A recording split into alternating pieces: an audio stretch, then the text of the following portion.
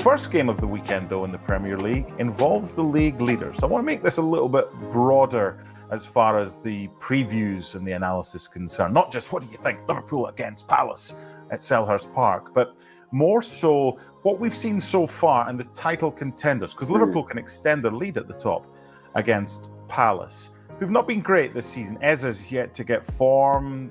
Defensively, they've looked a bit ropey. Will they fancy their chances at all against a Liverpool side that's going along nicely? Probably not, is the short answer to that question. And listen, I think Liverpool have been far better. Let me see. I wasn't quite sure what to expect of Liverpool. We know how good Liverpool can be at their best. We know some of the disappointments of Liverpool, and we've kind of endured that over the last couple of seasons. But a new manager coming in, succeeding somebody like Jurgen Klopp, you never know what you're going to get. And Arne Slot has kind of fit in wonderfully well. And credit to Liverpool, they are top of the table, deservedly so. I don't think you can question that. You can make a lot of the loss against Nottingham Forest, but as fixtures go, Liverpool have dealt with what's ahead of them, with one exception, wonderfully well. Are they a better team on the road in the Premier League? They've played 3 and they've won 3, and they've scored more goals away from home than they have at home. Is their style better suited when the home team's kind of obliged to maybe have more of a go than just go to Anfield and sit in? Maybe so. But still, as pleased as I am with Liverpool's start under Arne Slot, I don't know how good they still are. I still don't know exactly how good they are. For my money, I think the best 2 teams in the league are Manchester City and Arsenal. And I know right now, Liverpool sit atop the table. And as I said, deservedly so. But then you look at those fixtures.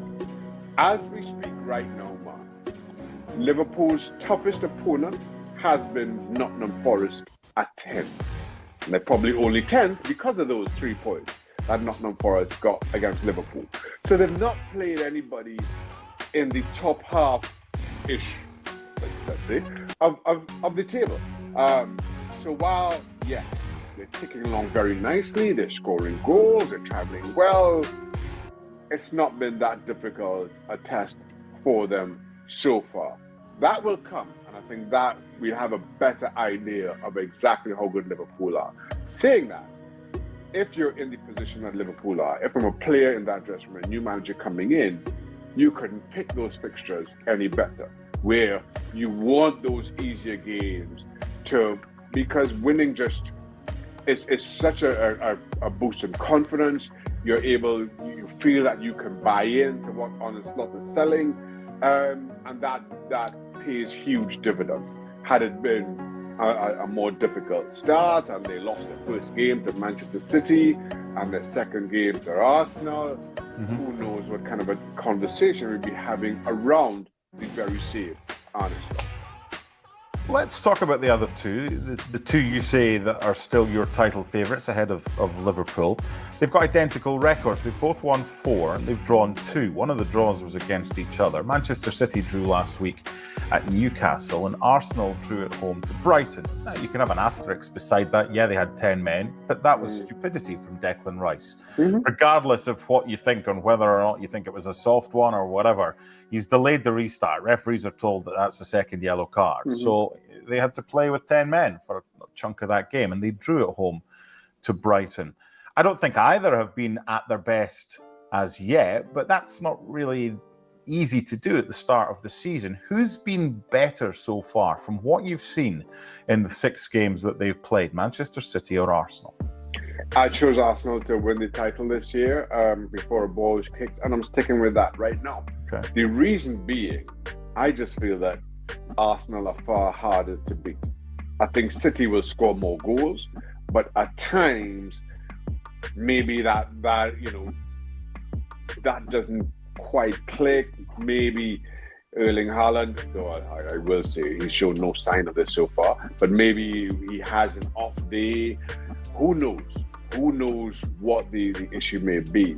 But I think given Arsenal's defence given their defensive record, given the form of David Raya, and I hasten to add that because I have been more critical of David Raya than most, but I think as good as his defense has been, he has been outstanding and looked confident, looked a presence between the sticks that I don't think we saw at any point last season. I just feel that even when Arsenal aren't anywhere near their best, they still pick up a point. And that for me will ultimately prove to be the difference, I believe, to be the two.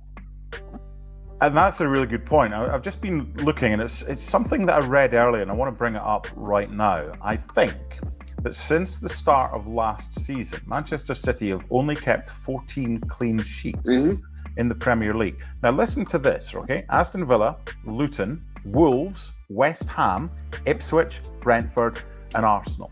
Those are the last 7 teams that have gone to the Etihad in the Premier League. They've all scored. You have to go back to, I think it's the end of March, the goalless draw against Arsenal. That's the only time that City have kept a clean sheet, and prior to that it was Brentford in February. So yes, they can score, but Arsenal seem to be the team more likely to get the 1-0, even though it might be 2 or 3, because City will be like 5-1, 4-1, but what is the problem at the back for City? Why did so many sides with a really low expected goals still manage to go there and find the back of the net when they go to City? And that's a tough question to ask. And I just wonder if it's because of how City play with their defence pushed very high up, that at times they get exposed at the back, and teams know that they can sit in, they can frustrate and hit Manchester City on the break because their defenders get involved in their attack, and because John Stones will step out from his defensive duties into midfield. That there are opportunities there, to get at Manchester City. And I think this season, probably even more than most, you'll see more and more teams do that. I think one of the weapons that City use when teams sit in a very low block came in the form of Rodri and his ability to shoot from distance. Now we all know the Rodri stats and how important he is to Manchester City, but one of the reasons for that is his ability to shoot from distance. So you sit on your 6-yard box, for argument's sake, and you just crowd that 18-yard area and you don't allow Erling Haaland any space. They can tee Rodri up, and that draws your defense out. Now, without Rodri, and we've seen that. Without Rodri, I'm trying to remember who was it that Rodri got hurt against? Arsenal. Against Arsenal, yeah. There was nobody who kind of stepped out, and City were forced just to go from side to side, without ever really hurting Arsenal. And then they get that late goal, and obviously that changes how so much of the game kind of looked, but it doesn't change how it felt, that City were being frustrated. And for me, I think that may prove City's undoing, or more to the point, teams' abilities to maybe keep clean sheets, knowing that they're vulnerable on the counter-attack. The other team I want to talk about, just to whether it's title contenders, they've started well, as Chelsea, but I want to do that in just a second. Just before we do that, Manchester City have got Fulham, Arsenal have got Southampton. Both should win this weekend, They're both at home, but Fulham's a tougher game. Fulham are doing all right this season, 3 wins and 2 draws, just the 1 defeat up to 6th. They can maybe cause 1 or 2 issues for City, couldn't they? Yeah, listen, I think Fulham are a good team, but the trouble is now, when you think of City, you can't help but think of City at their best. And City at their best, the team have the game against Brighton, have the bettering of Fulham without question. It will be a test, but I expect City to come through. And then, Arsenal, I don't feel have any issues at all with Southampton.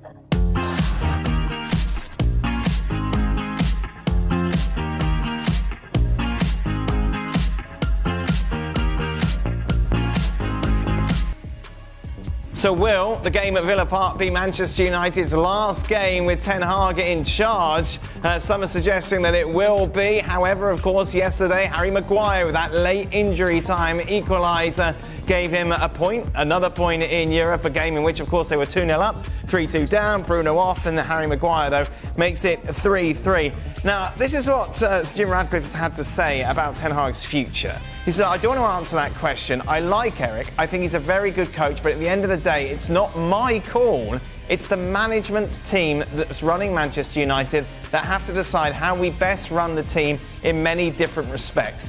So they need to take stock and make some sensible decisions. Our objective is very clear. We want to take Manchester United back to where it should be, and it's not there yet. Obviously, that's very clear. Frank and Kieran are still with us. Just come back from Portugal. Mark Ogden joins us now. Mark, I don't really know what that means. He's the boss, and he could sack Ten Hag if he wanted to. It's been a little disingenuous there. I think what it is, I think he's attending the game on Sunday. He's got to Villa Park, so I guess he knows that every time there's a bad moment or a goal conceded, that the camera will pan to him in the crowd, and it'll be a case of what is he going to do. So maybe he's trying to kind of pass away the responsibility. But you're right. I mean, he did appoint a new CEO, a new director of football. So, technically they are the people that will decide the future of Eric Ten Hag. But reality is, it'll be Jim Ratcliffe, because Jim Ratcliffe is on a three-man board with Joe Glazer and Dave Brailsford. So there's no way the CEO or the director of football are going to make a decision on the manager without the minority owner, who seems to be the big boss now, not having a say. So of course he'll have a say in it. He had a say in the summer when they decided to keep him after the FA Cup win, which every game goes by looks like a bad decision. So what the heck is going to happen this weekend? If they win against Villa Park, is that another band-aid and he gets a pass? If they lose against Villa Park, do they want them to lose because then it's an easy exit for him? What do you think the plan of action is? I think the reality, Dan, is that they desperately don't want them to lose. They desperately want him to get out of it, because I think we all know that he's not the man for Man United. He doesn't seem to be the guy that's got the plan. But financially, United are in a bit of a real position right now. They don't want to make a change because it'll cost £8 or £9 million to compensate Ten Hag. It'll cost money to hire a new manager. A new manager will come in and will definitely want new players in the window, because the players they've signed recently haven't really stacked up. So the cost of changing the manager is a problem. Because United reported losses last month. But that doesn't make any sense, Mark, because they're just going to keep drifting. They're going to just keep drifting under Ten Hag. And surely if they can just, $9 million, write that off, here we go, get a new manager in, we start from 100%. Scratch. Because otherwise we're going to have this conversation, we're in a vicious circle.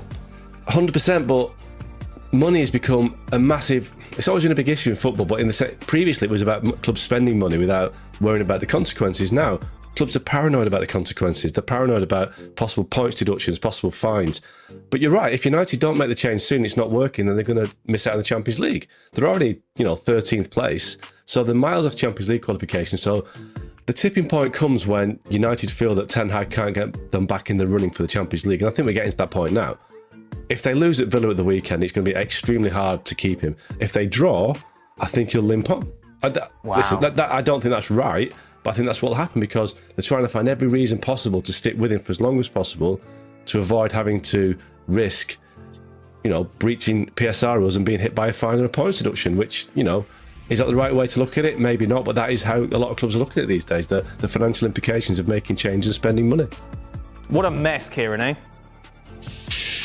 Yeah, do you know what? It's funny, Dan, because I haven't been on for 4 or 5 months, and I think the last episode I did, we was having this same conversation just before the FA Cup final. So it feels a bit like deja vu, to be honest, which is quite awkward. But it's becoming the new norm for United, which is a bit worrying. I did think it was a bit crazy that they kept him after the FA Cup final, and it just kind of seems like they're kicking the can down the road a little bit, and it's just creating a big divide in the fan base, in the dressing room, it seems, as well.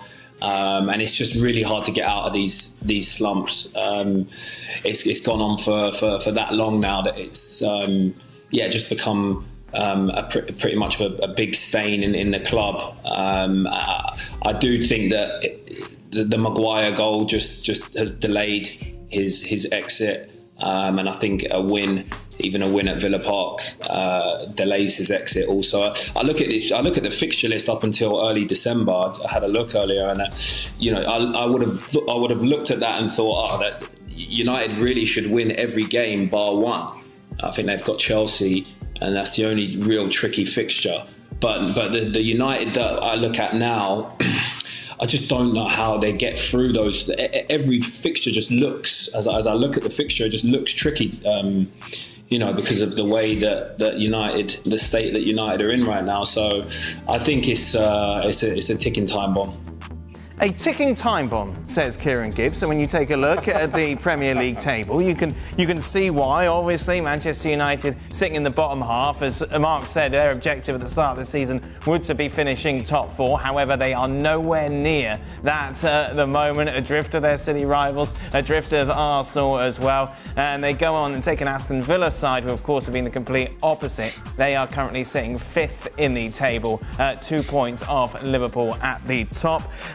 Maybe we take a look at the odds, shall we, as how this is going to go. Aston Villa 6-5, draws 27-10. Manchester United to win are at 2-1. So given everything that's been said by our pundits leading into the predictions, surely no one can believe that Manchester United will go to Villa Park and get a victory. However, oh my God! Look, Kieran, I can give a pass to Kieran. He doesn't know what day it is. He's 4 or 5 months ago. Oggy, what's wrong with you?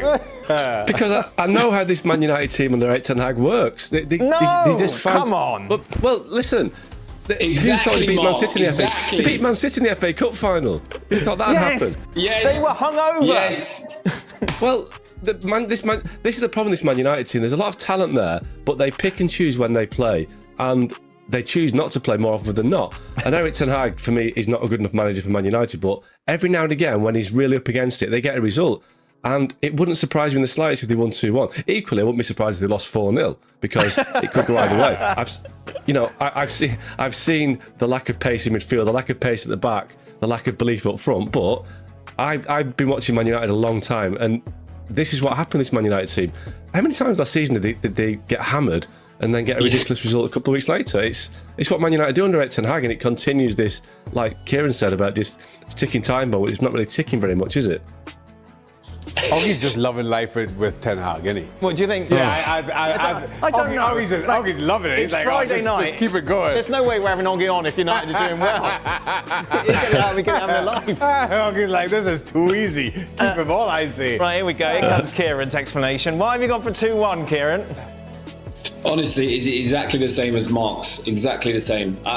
Don't get me wrong. I think Villa are a better side. I think both on paper and on form. I think they're superior physically, and I think I genuinely think that they have better footballers than Man United at the moment. I have a feeling that Villa will start on fire.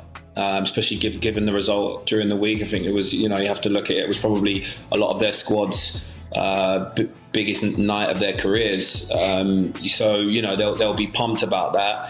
But I think that those games, sometimes when teams have that high, they have a little bit of a hangover. And I think that they'll just lapse slightly in concentration. And then from nowhere, United will punish them. And they'll grow into the game after that. And it'll just be... That's just part of United's DNA. It's in the fabric of their club. They've proved it since the club began, through no real skill or even luck. It's not even really luck. It's just who Man United are. They always have been. They always find a way. And it just kind of feels like it's going to be one of those games again for Ten Hag and his men. I understand that, Frank, but the same narrative you could associate with the Spurs game, where they were just so dreadful. You kind of feel, well, if you were going to be Manchester United, have one of those moments, maybe it would more likely come at Old Trafford against Spurs than it would be against Aston Villa at Villa Park. Yeah, and exactly. That was the evidence for me that they're not there, and they are not near the level that we would love to see them being. So unless you're a big fan of Manchester United, which I don't doubt from Mark Ogden, but I'm very surprised from Kieran Gibbs, I would see a result from Manchester United against the villains who just beat Bayern Munich as a miracle, because it's impossible. According to what we saw, it's impossible for Manchester United to have a result. So if they do so, well done. But really, to predict a win away from home from a team who just lost against Spurs. We've been saved by Harry Maguire in the last second of the game. I don't see the point. I don't see where we can see something positive coming out of Manchester United and see a positive result coming out from there, because there is no signs whatsoever. Yeah, we can believe that Ten Hag can do something special one day, but as you say, Dan, he should have done it against Spurs. He didn't do it. He barely did it 2 days ago or yesterday, and I don't see why against the villains, who are exceptional right now, they can have a result. I cannot predict anything good for Manchester United.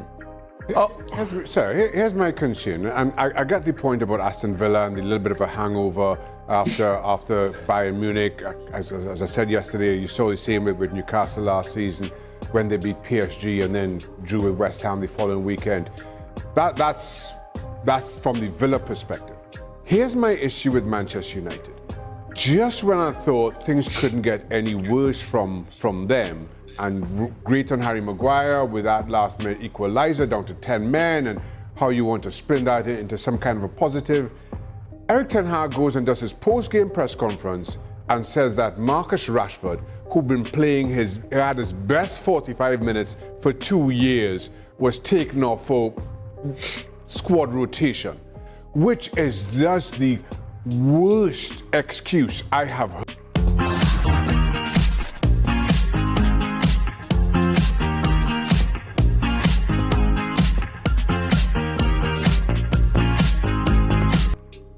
Hi there, I'm Adam Leventhal. Welcome to the preview on the Athletic FC, setting you up for the biggest game of the weekend, which is Aston Villa against Manchester United, and also getting you ready for all of the Premier League action.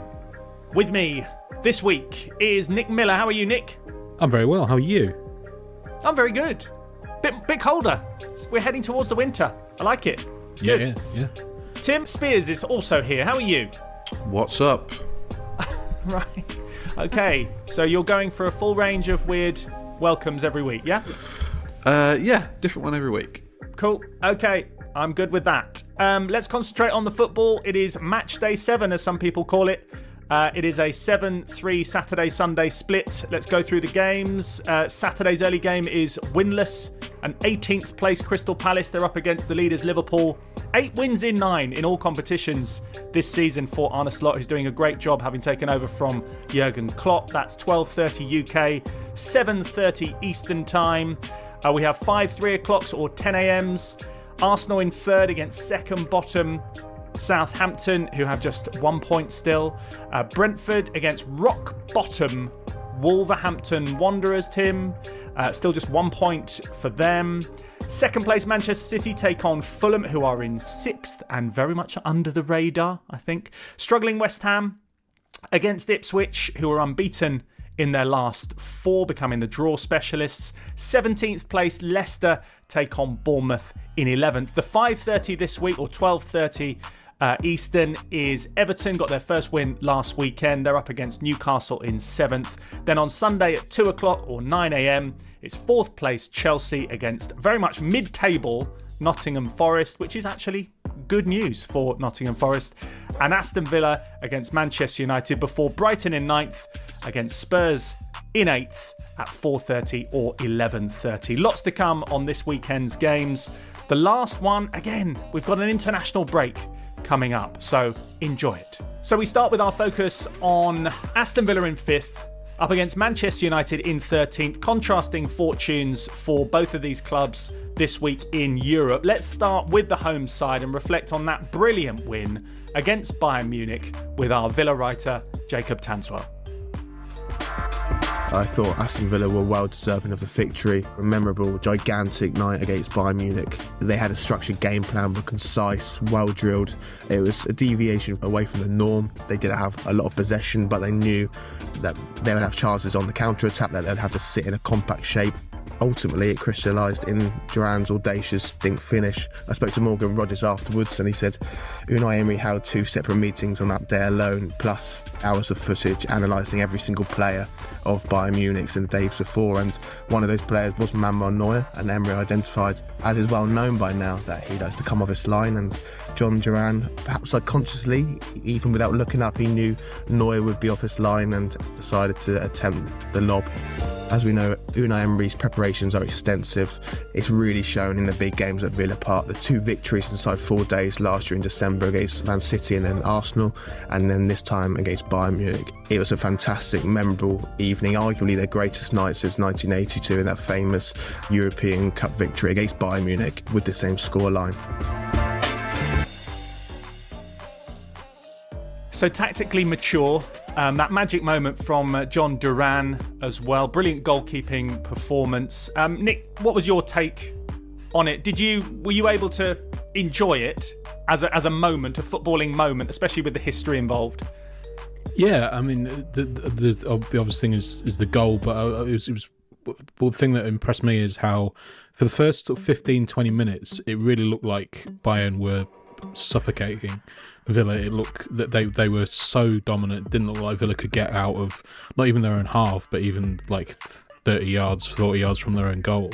And at that point, you were kind of thinking, this isn't going to go well. This is going to be a pretty long night. But then they kind of broke out from that, and Bayern had a lot of the ball, but didn't create a massive amount of chances that I can remember, certainly in the first half, and then obviously the goal, which is just a sensational moment, not just for the finish, but it sort of came out of nowhere. Obviously, it was kind of long pass through from Pau Torres, and then suddenly Duran's through and producing this incredible lobbed finish. And yeah, I was, as I often am with these things, very jealous of people who are actually in the stadium that night.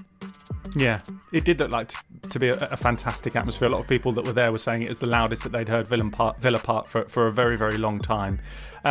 Tim, now Aston Villa switch from having to be dogged defensively and organised and disciplined and take your opportunity when you get it, to Manchester United. So it's a completely different sort of occasion for them. Obviously, it's still a big game. It's Manchester United, but yeah, they should enjoy this one and have a lot more time to breathe, I suppose.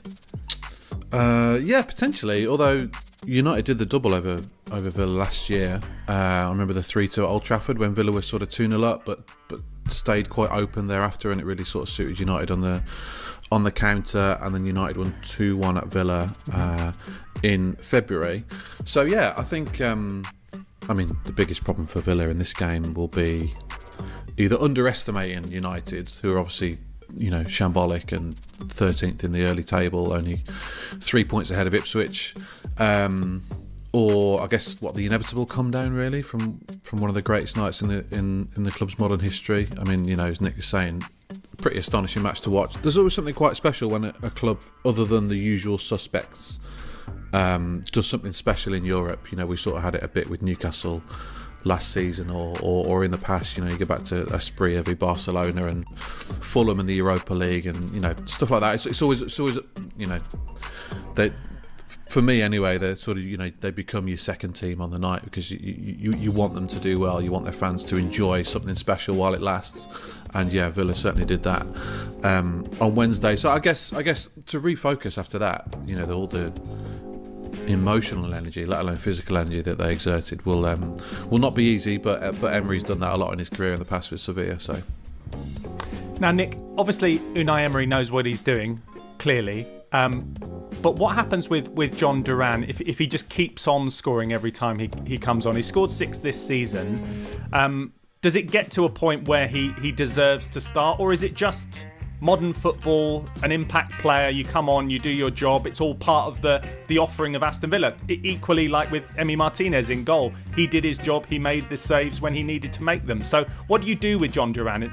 Because he's presumably going to get frustrated if he's only getting 20 minutes here and there all the time. Yeah, I guess so. But then again, he's in those 20 minutes, he's scoring goals and getting huge amounts of glory. So he's kind of getting the same money, he's getting the same kind of adulation for 30% of the work or whatever. Yeah, I went to Villa's game against Wolves a couple of weeks ago, and I wrote a piece from that advocating Duran and Watkins playing up front together. Purely on the basis that it would just be enormous fun. and sort of ignoring the tactical implications of it, because they haven't played together very often. I think they've only started together twice since Duran arrived at Villa a couple of years ago. It's just Emery clearly doesn't really think it works, because more often than not, it's one comes on for the other. It's very difficult to drop Ollie Watkins. I know he wasn't kind of particularly effective on Tuesday, but the idea of playing them both together is enormous fun from the sort of neutral, chaotic point of view. But that would involve kind of either dropping or moving Morgan Rogers away from a position that he's been playing really well in. So that's tricky from a kind of from a tactical perspective, but I don't know. It just seems to be it's just working at the moment. They're kind of, loosely speaking, Watkins for 70 minutes, Duran for 20 minutes. That's it's all working out pretty nicely, and while it is very tempting to throw Duran in there from the start as well, it's difficult to see why that should change that. If it ain't broke, don't fix it. Exactly. And also, to be fair to Ollie Watkins as well, he probably would have broken away and scored goals against Bayern Munich if Upamecano didn't keep on landing on top of him on the halfway line when he was trying to break away. You mentioned about the tactical side of things. Let's get our tactics writer Liam Tharm's expectations on what Unai Emery is going to do this weekend. Looking at Unai Emery against Manchester United will be a really, really interesting one. It was his first win, first game as Villa coach back almost a couple of years ago now in November 2022. But the past 4 meetings, United have won all of them. 3 of those have been by a marginal goal, and there's a cup game in there too. I think the fear for United probably at the moment going up against Villa is how good they are and how solid they are defensively for a United team that have struggled to pick-lock well-structured defences. Against Bayern Munich, we saw Villa dropping into a bit more of a back 5 by dropping in number 10 down to really defend those sort of wide combinations and really force Bayern into crosses an awful lot. Villa, of course, are equally as good on transition going the other way, and that's something that I think will be a really big problem, especially with how open United have been in recent games, thinking back to the Mickey van de Ven assist in the Spurs game. It's definitely going to be a big game in terms of transition, I think, on both sides. It's not often we get a game where I think the focus isn't on build-up and possession play, but both teams have got real sort of quality counter-attacking players and systems in place. Villa are executing that better this season so far than Manchester United, but there's quality on both sides, which makes it for a really exciting game. But after the performance from Villa in midweek against Bayern Munich, I think I'd put a lot of confidence in Villa getting a result this weekend. So that's Liam's take. Tim, just a quick one from you. Obviously, there are a few doubts over a few players for Aston Villa. Obviously, John McGinn's injured, Ramsey and Nana as well for them. Do you still think that even, if all are missing, they've still got the depth and the tactical nous to do what they need to do? That was the key question going into the season with Villa, and I guess we're really going to see that now over the next sort of 2 months. I think they've got 10 games before the end of November. They've got Bologna, Club Brugge and Juventus in the Champions League in that time. Some big league games in that time. So yeah, we're going to see now if the squad is up to it. I think they would have liked to have done more business in the summer on that front, but there were PSR issues that seemed to hold them back.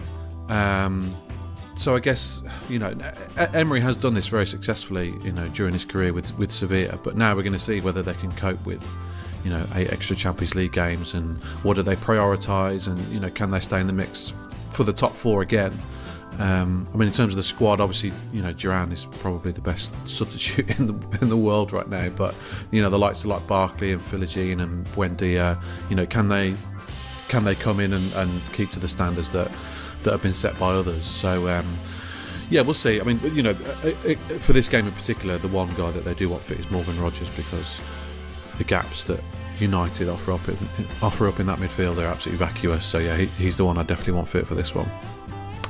Let's switch our attention now to Manchester United. I mentioned about contrasting fortunes in Europe. They still got a point, but it was a bit of a crazy game against Porto. 3-3 on Thursday night. Here's Ahmed Walid on his tactical analysis of a rather crazy game. Manchester United's performance in the 3-3 draw away to Porto in the Europa League shouldn't come as a surprise. They've been playing the same disjointed performance since the beginning of last season. Despite United going ahead 2-0 through Marcus Rashford and Rasmus Højlund, Porto's defensive organisation was really poor, and it meant that United could access Rashford in dangerous situations down the left side, which led to both goals. But the same problems recurring for United in terms of a poor organisation without the ball and the structure without the ball, which meant that they ceded territory, and it put the defensive players under pressure, especially the back four, in terms of multiple crosses into the penalty area, and eventually from this pressure Porto scored twice. Then in the second half, United tried to push forward, and because of the rushed nature on the ball and inability to find solutions in the final third against a deeper Porto defense this time, they were vulnerable on the counter-attack. They conceded the 3-2 when Pepe found Porto striker inside the penalty area. And then United, as usual, were in a rush, and it wasn't until very late in the game that Eriksen's corner found Harry Maguire to make it 3-3. But from this performance, you can see the same issues: the poor structure without the ball, vulnerability to counter-attacks, especially in the second half, and Onana saving the day yet again, despite conceding 3 goals. So it's a pretty damning assessment from Ahmed there, in basically summing it up, basically saying that Manchester United once again are disorganised. Yes, there were moments, and Marcus Rashford, who we'll talk about a little bit more in a moment, looked good and bright, and they got into that 2-0 lead, but just disorganised. Why do they keep on turning out performances where they're disorganised, Nick? I mean, I think it's partly because of Erik ten Hag's sort of stubbornness, and I suppose he would argue, he will, and he has argued, he's won trophies playing this way, so why should he change, etc., etc. But I think it was interesting the interview that he gave to Sky after the Tottenham game. He talked about we made many mistakes in possession. We couldn't find the right man, and then he blamed the defence or the midfield for letting Mickey van der Ven through for that run. He said, "I made very clear before the game how we should defend this. We need to defend better." It was like he was saying, "Well, it's not my fault. I can't do anything if these guys just don't follow my sort of very, very important and very correct instructions."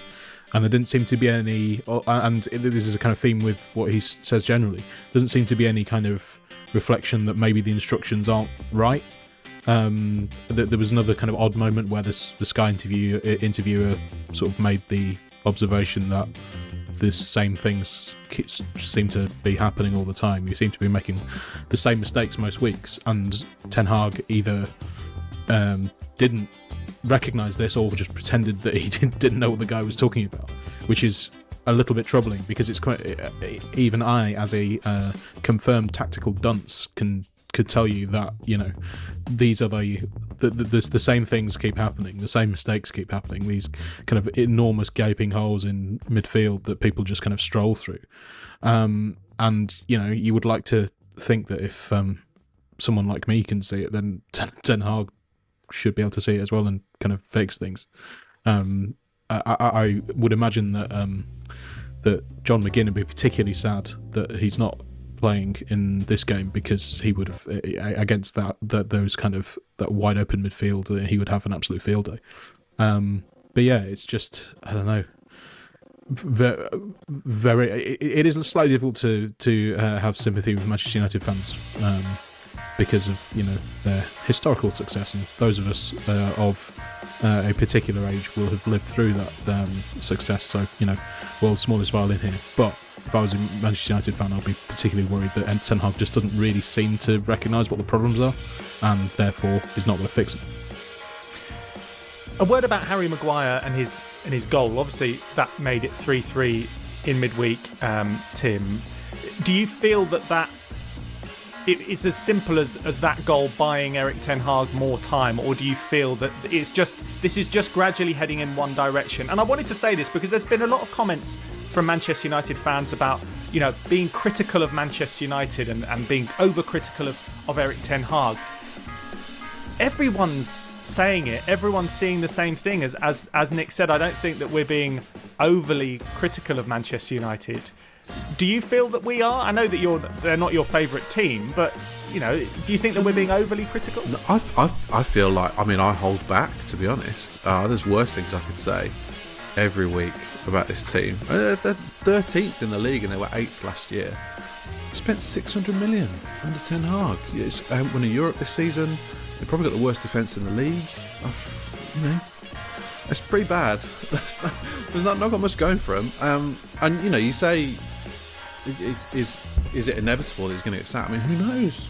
Who knows? I think the majority of elite clubs in world football would have sacked him at some point in the past sort of 6 to 8 months. So honestly, don't know. Can't read them. They're Ineos. They're the ones that gave him a new contract and spent a lot of money on players that he wanted. So it's just crazy. We're seeing the same things over and over and over again. Not just in games, but also the results of games. The Spurs 3-0 echoed the sort of Liverpool 3-0, which echoed the 3-0 at home to Bournemouth last year, or the 4-0 at Palace at the end of last season, and Europe's exactly the same as last year. They're these crazy 5 to 10 minute capitulations in their Champions League games last season, and now it's happening in the Europa League. I don't know where the low bar is here. What is the point where they say enough is enough?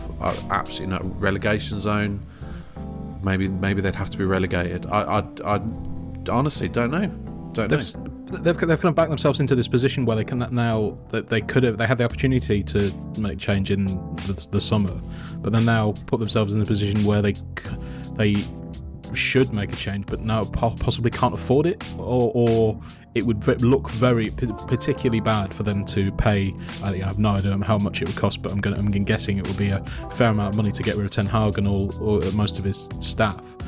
At the same time as they're kind of making people redundant in the backroom staff, and they're cutting corners here and there with all these kind of seemingly quite small and petty things to just save a few quid, so that they can spend millions on correcting mistake that they could have made that they could have made the decision for much cheaper just a few months ago. So for all that they are, there's this kind of brains trust who kind of lined up in the director's box and the adults in the room now kind of thing. They just seem to have mishandled this enormously badly. They can't afford not to sack him, Nick. That's what I'd counter. No, but do you know what? It's getting to the point where I feel sorry for Ten Hag now. You say you might feel sorry for United fans. I feel sorry for Ten Hag because he's just getting relentlessly, metaphorically beaten week after week after week. It must be a horrible place for him to be in, and it's sort of, you need to put him out of his misery now. That's where we're at. He's a three-legged horse. Wow. Okay, good. You haven't held that. You have gone to the next level. I like it. Okay. And that is the views of Tim Spears. Let's get the take of the guys on Talk of the Devils, who recorded their latest dedicated Manchester United podcast after that draw against Porto, searching for positives, unlike us, ahead of Aston Villa. Maybe they're on some massive Champions League hangover. After the Lord Mayor show the muck cart. Yeah. And we go back to, they do defend with a high line, so if Højlund's playing like he was tonight, Bruno's back, got a point to prove. Rashford hopefully won't get sent off again. I mean, that would be something. And one thing we can, well, at least to my eyes, watching that Porto game, players haven't down tools. They're still scrapping. So all this talk about, it's the end, it's the dark clouds, it's this. Well, no, you've just seen Manchester. Yeah, okay, they threw away a 2-0 lead. They also scrapped and fought and clawed when there were 10 men and got a last-minute equaliser. There is something there. What that is still really annoying, and we should really know more after 2 and a bit seasons. But hey, there is something. There is something. Or is there? I don't know. I thought that goal and the celebrations even after the 3-3 looked very much like that was Harry Maguire going, look, I'm still doing what I do, and potentially he should be starting. I thought that De Ligt coming in was actually going to be not quite, but in the realms of the missing piece of the jigsaw at the back for Manchester United, or one of them. You weren't the only one. Me and Nick had an argument in an article about whether United had won the transfer window. That's that's how highly we thought of their business in the summer. Looks pretty stupid now, Nick. Was that a serious? Was that a serious debate that I've missed? It was. And who was on what side were either of you? Well, Nick sort of favoured saying Brighton had the best window, and I said I quantified it massively. I said, look, United on paper have had a great window. You look at each of these additions, that's kind of problems that potentially solves problems that they've got. However, I did kind of say, look, this means nothing because this is a bit of a graveyard for players, Old Trafford these days, where they seem to get worse. But I think Nick, you sort of agreed to me. Yes, they have had a good window. I mean, saying it. Actually, I'm going to completely ignore this. I'm going to absolve all responsibility for this article and just blame you completely for this. I don't remember doing this at all. And if anyone finds it on the internet, then they're lying. No, I mean, yeah, in theory they signed some good players, but it just feels like at the moment you could stick anyone in that in the sort of structure and the system that Ten Hag is playing, and they still wouldn't have much luck. But yeah, it's bleak. I think that's it. If you look at Casemiro, Amrabat, and Agate are all pretty good DMs, or they've had good careers and had a lot of success elsewhere, and they've all looked terrible. Agate being the latest. They've all been horribly exposed. Maybe it's the manager. I think that's the conclusion you have to draw from that. So it's the structure rather than the individuals, and that is the blueprint that Erik Ten Hag is putting out onto the pitch. A quick word on Bruno Fernandes, obviously sent off in back-to-back games. The red was overturned against Tottenham. I mean, a quick straw poll, was that the right decision? Tim? No, I don't think so. You think that red should have stood? Yeah, I mean, I don't think I think it's a completely defensible decision, kind of on the pitch. He did slip, but then he also, after he slipped, stuck his leg out and put it halfway up Maddison's shin, which it doesn't matter if he doesn't break his leg or not. That's you still can't do that. But yeah. I was pretty surprised that it was then subsequently overturned. I think I think in the in the era of VAR, there's got to be a really high bar to overturn a decision 2 days later, after VAR's already had a good look at it during the game. So yeah, this got nowhere near the bar for me, that one. That, I mean, it's by the by, he will play against Aston Villa. I don't know if that's a good thing or a bad thing for Manchester United. I mean, it's obviously not going to plan for Bruno Fernandes at the moment. What would you do if you were Erik Ten Hag, both of you? What would you do ahead of this game, having seen sort of Harry Maguire turn up and do his sort of Harry Maguire things-ish, and you had Bruno Fernandes getting sent off every game? What would you do in terms of that captain's armband? I think the other thing is that Fernandes hasn't really been playing very well so far this season. So I don't know whether saying him being suspended might have been a good thing for him and United. But it might have at least allowed them to explore another way of setting up the team. We are also we have the delicious prospect of the same player being sent off in 3 games in a row, which you don't often get, and of course the international break coming up, so it could be 4 games in a row. So 4 or 5. Well, yeah, who knows? No, he wouldn't be able to play in the second one. Yeah, you're right. Well, they could appeal it and it gets overturned again. So this could just go a sort of infinite loop of sending offs and appeals, and he gets sent off in every game, but there's never suspended. But I haven't really answered your question. He isn't. I don't really think he's playing well enough to justify. Regardless of the sending off, and regardless of whether you think that those kind of actions are befitting of a Manchester United captain, he's not playing very well at the moment, and when he's not scoring goals, he can be a bit of a liability. Do you think that they need to change something, Tim, quickly? Hey, do they change anything? I mean, I guess with the Maguire thing, he sort of epitomises, I think, the approach that they need right now, which is completely back to basics. Just strip it all back. Just defend for a 0-0 at Villa Park, with some 90 minutes of S-housery and ball in play for 40 minutes, just something, a clean sheet, a point, show that they can do something. That it's not going to happen, but this whole approach, I think Gary Neville said it during the game last week. They don't press well, but they don't. But then they're very open. They're not particularly counter-attacking very well. They don't dominate with the ball. What do they do basically? Sorry, this is just. What's our Manchester United for? Raw spears.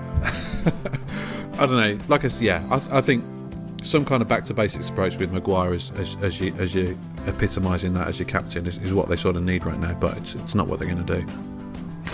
Okay. Well, we'll see what happens. Let's get our predictions. Nick? Villa 3-1.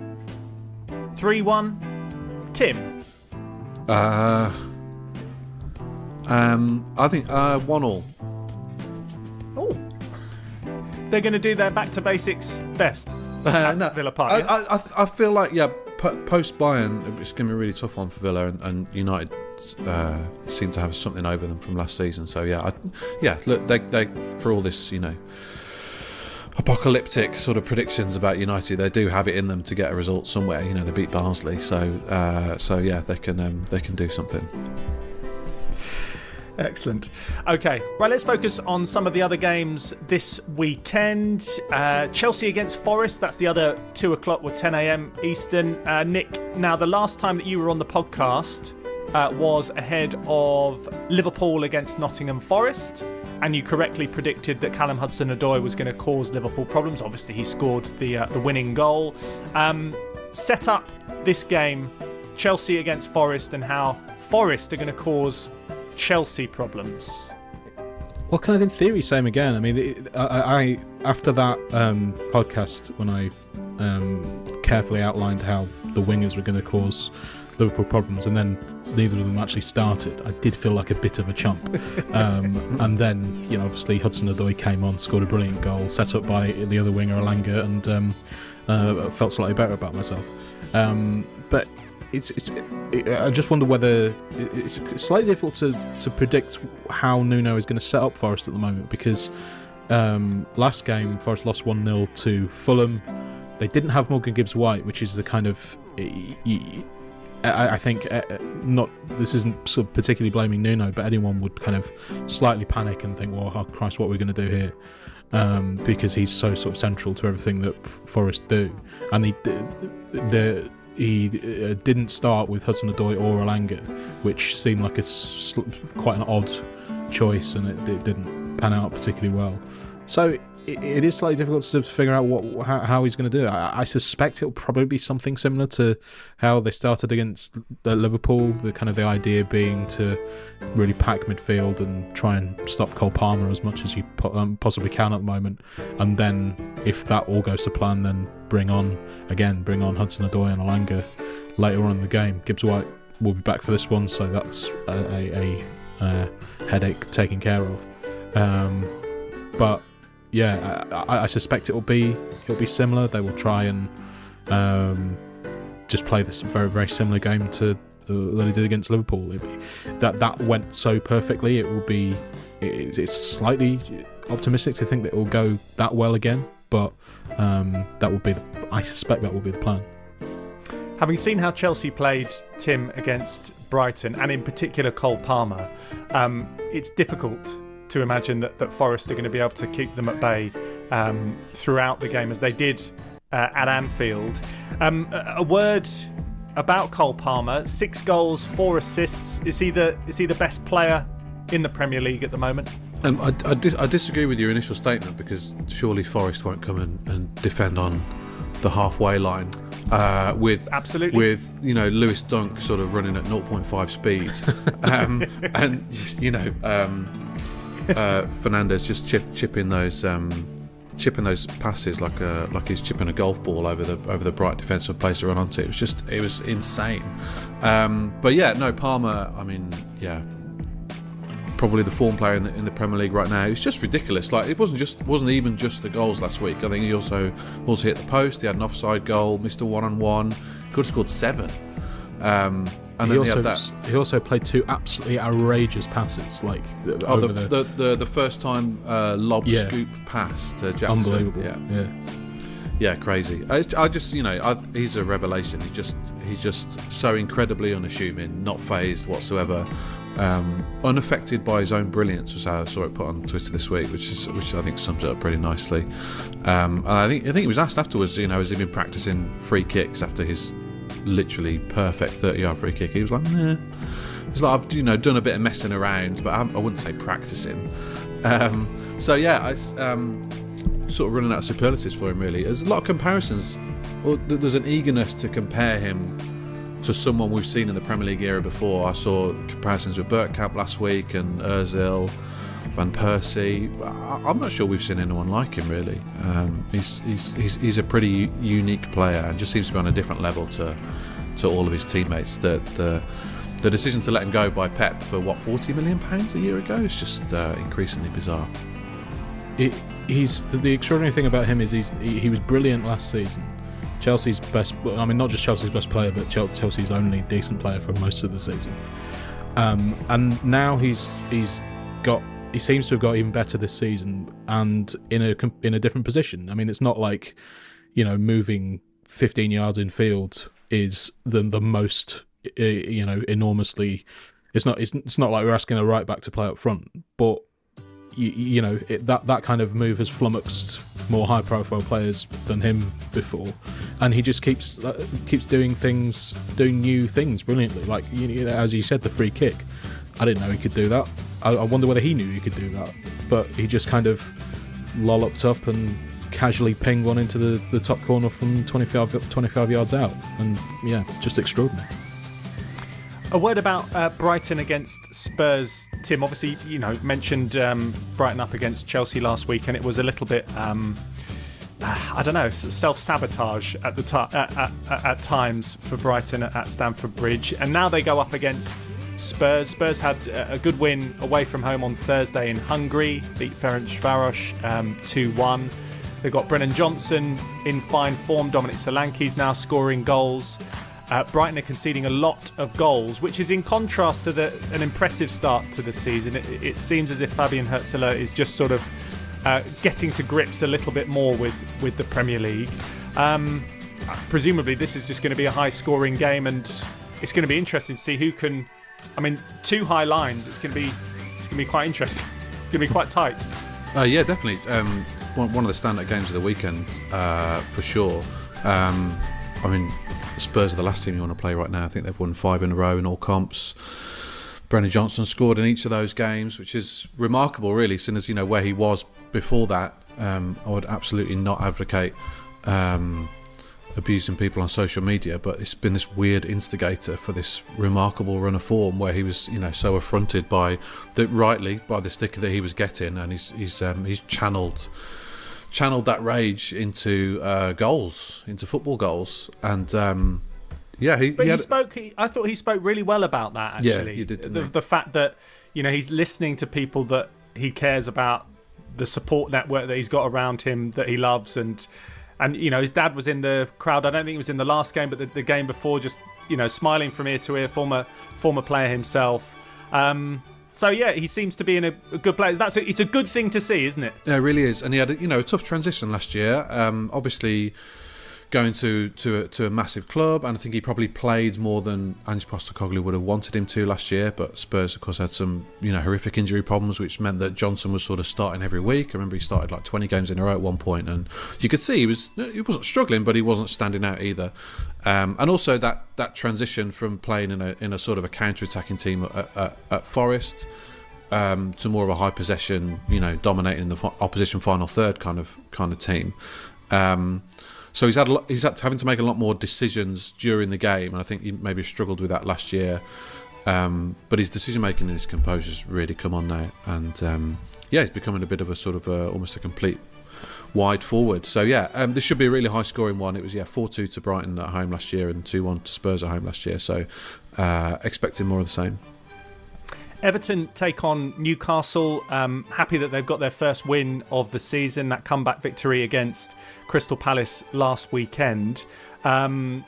Newcastle, though, let's get Chris Woff's take on things, because they're looking to get back on track away from home. This was him on Pod on the Tyne. They had started the season decent form away from home points wise, but then they basically fell off a cliff at Fulham, and it's about responding to that. Manchester City, that performance has to be replicated, and Newcastle can and almost always do put in performances like that at St James's Park. It's away from home where too often over the course of the last 18 months they haven't reached those intensity levels. This will be very much a test of, have Newcastle actually got over that hurdle, that mental hurdle that they have away from St James's Park?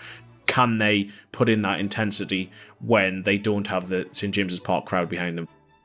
Let's switch to another of our podcasts, Handbrake Off, which concentrates on Arsenal, because they take on Southampton this weekend.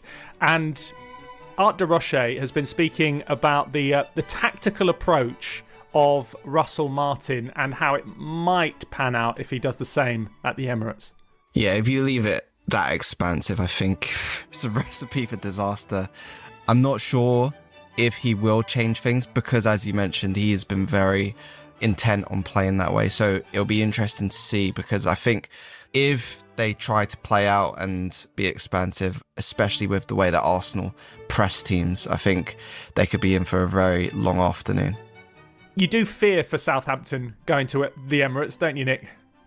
Yeah.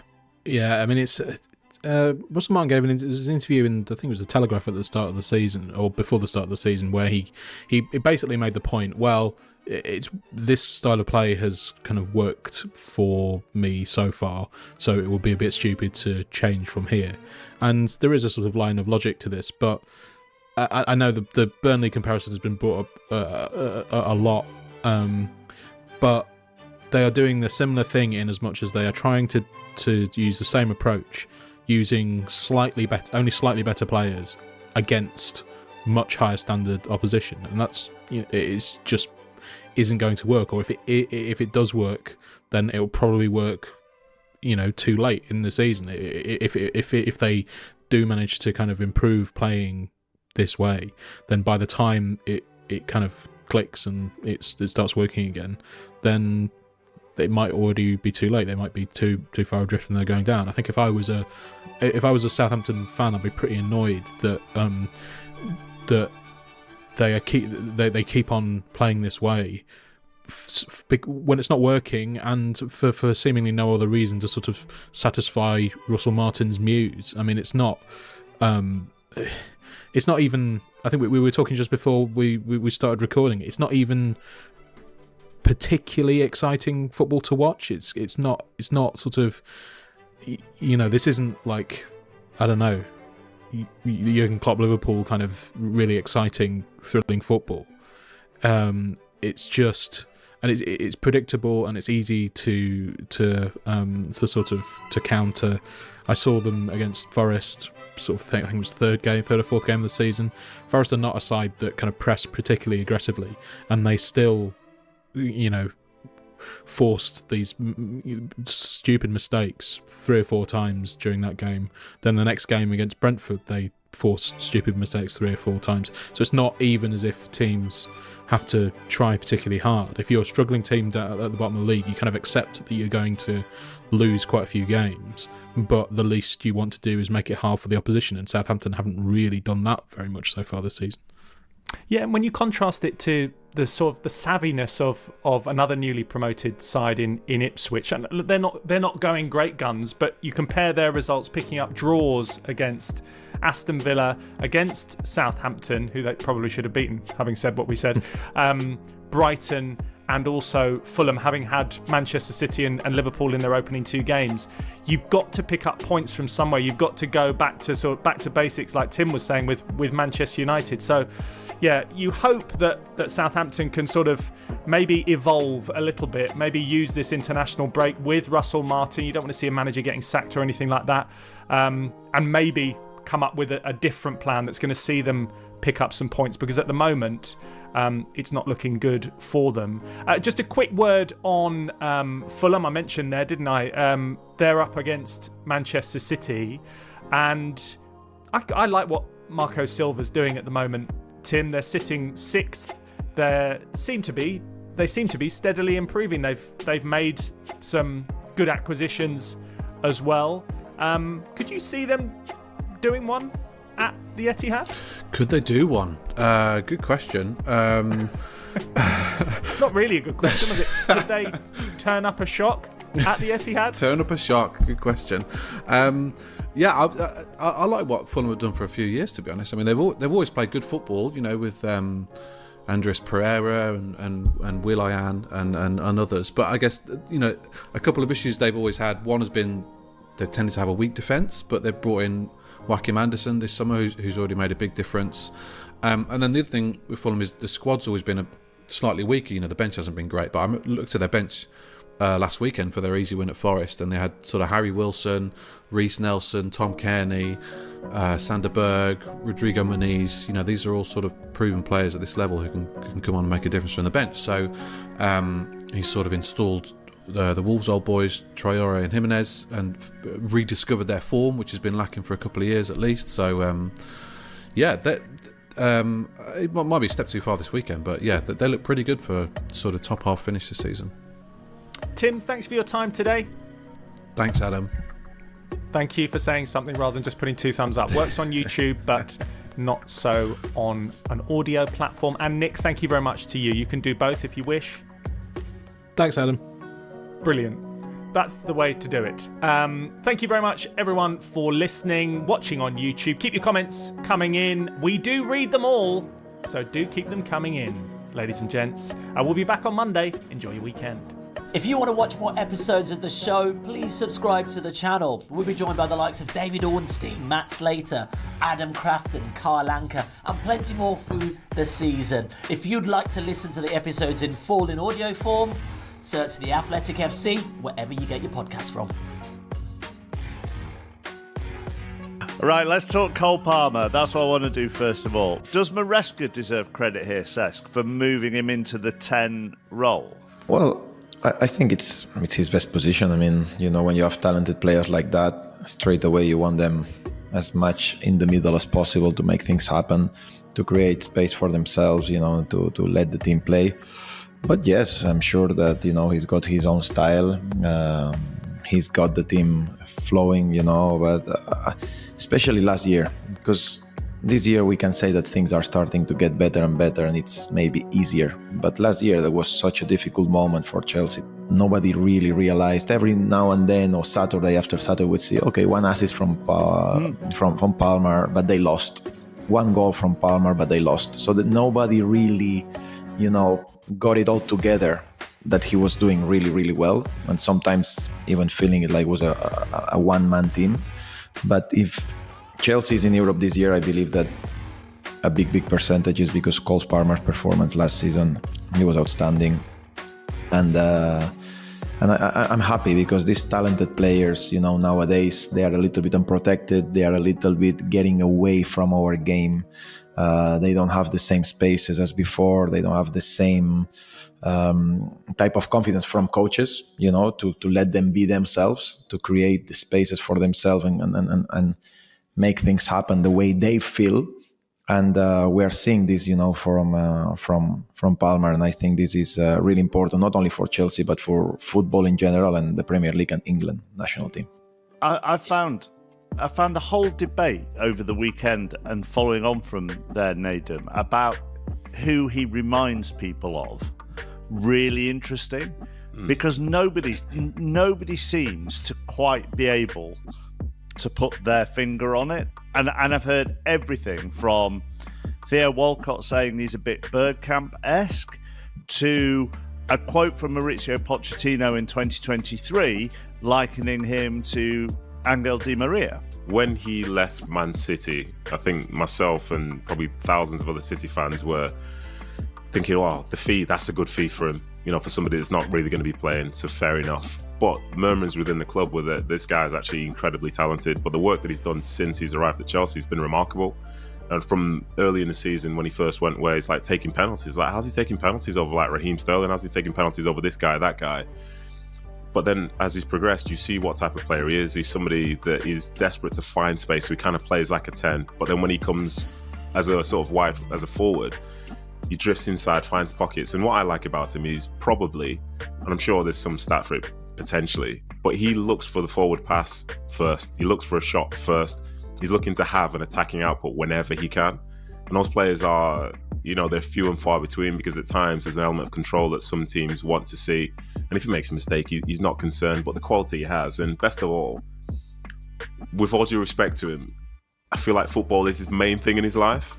And when he talks about it, when he plays it, you see the best version of him. Some of the other stuff which comes with being a celebrity, with being as good as he is, I don't think he cares about at all. Wants to just be at home eating his, Chinese takeaway or whatever, playing FIFA and then getting out there and playing football. But he's hugely impressive.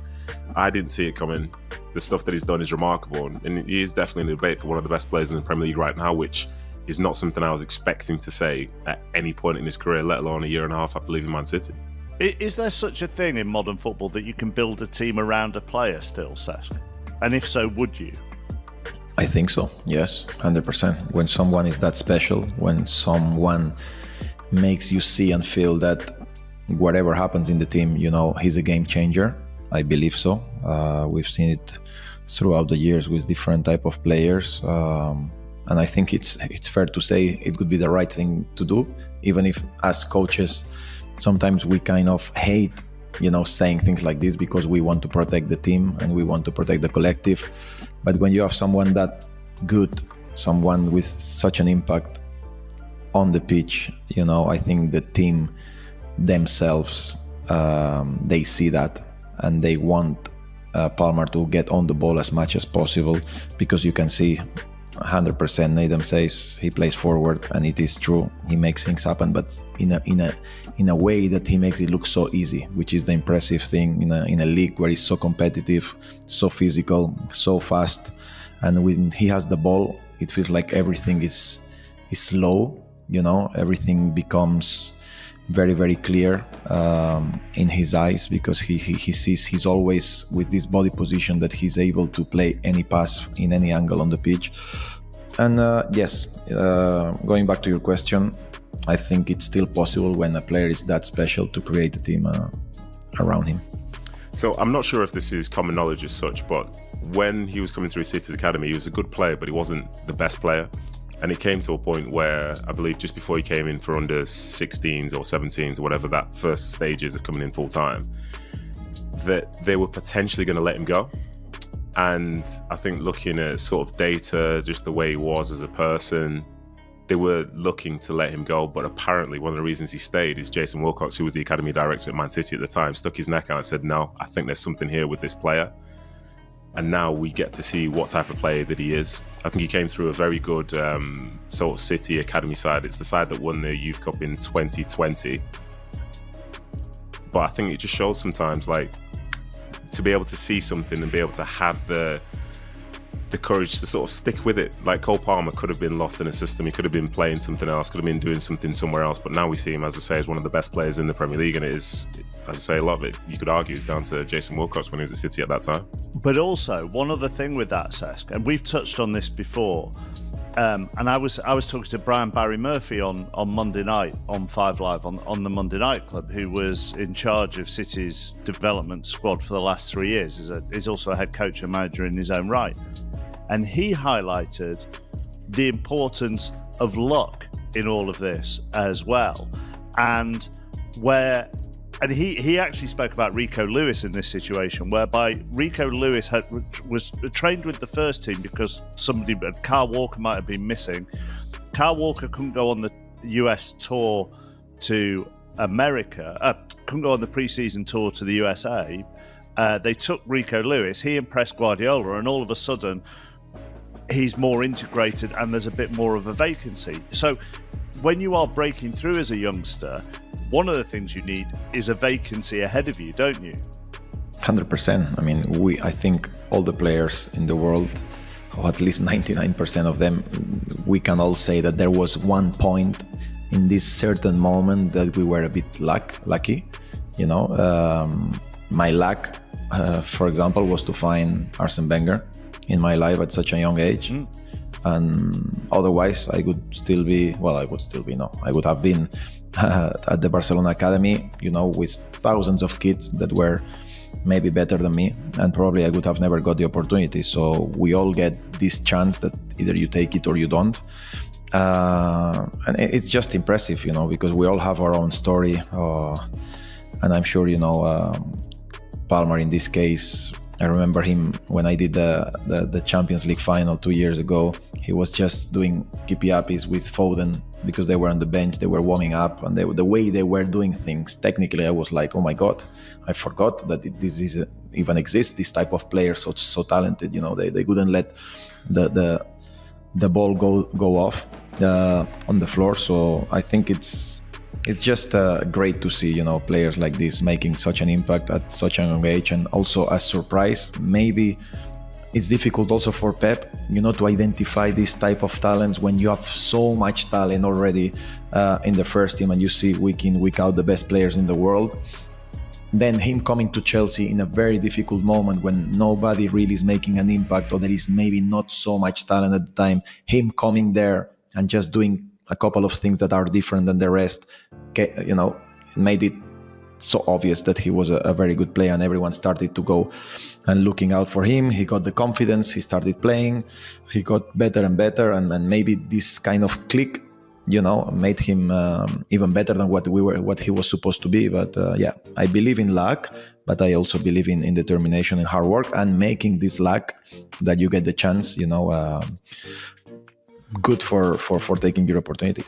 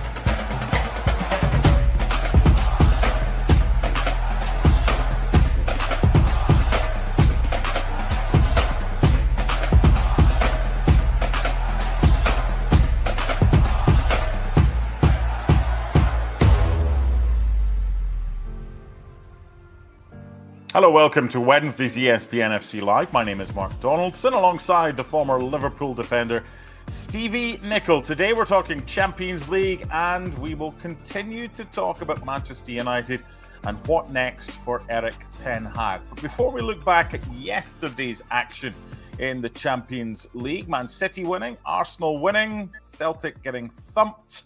Stevie Nicol, your boys Liverpool in action against Bologna today. Confident? Yeah, I think so.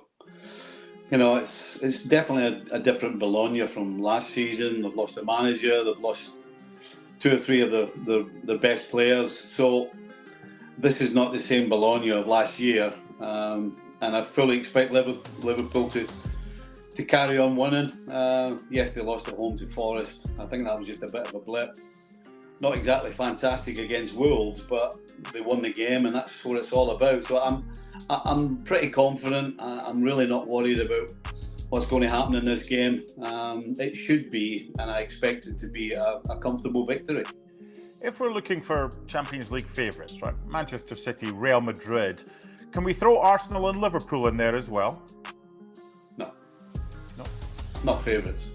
No, but among the favourites, Man City and Real Madrid are probably the two. Well, how deep down do they go? I mean, are they 6th and 7th maybe? I mean, they're in the top 10. There's no question about that. I don't think. Are they in the top 5? I don't believe so. Okay. No, I don't believe so. No, I don't. Listen, Arsenal in the Champions League have not had the consistency that they've had in the Premier League, and Liverpool, pretty much you can say the same thing. You know, last year it was the Europa League, and they couldn't get over the line in that. And it's the same side. It's a new manager, so there's nothing really certainly in Liverpool, it points towards winning the Champions League. And I think for Arsenal, do they have the experience to win the Champions League this year? I'm not so sure. What about their game yesterday? I thought they were decent. First half, 2-0 up against Paris Saint-Germain. Got the early goals and looked pretty comfortable overall. Was it more Arsenal that impressed you yesterday or PSG that disappointed you?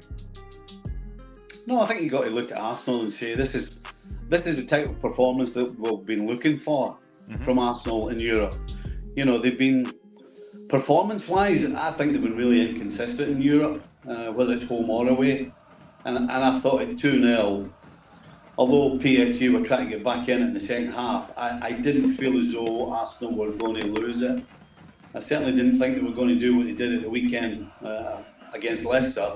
And I was always confident they would see it out, and they pretty much did. They probably should have had another one. But this is the, I would say this performance is the kind of performance that Arsenal have to strive to achieve every time they step on the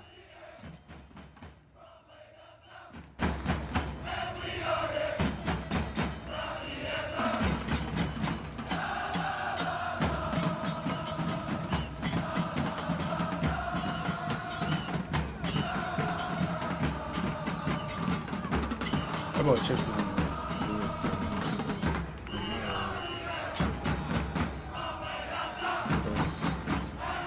Aston.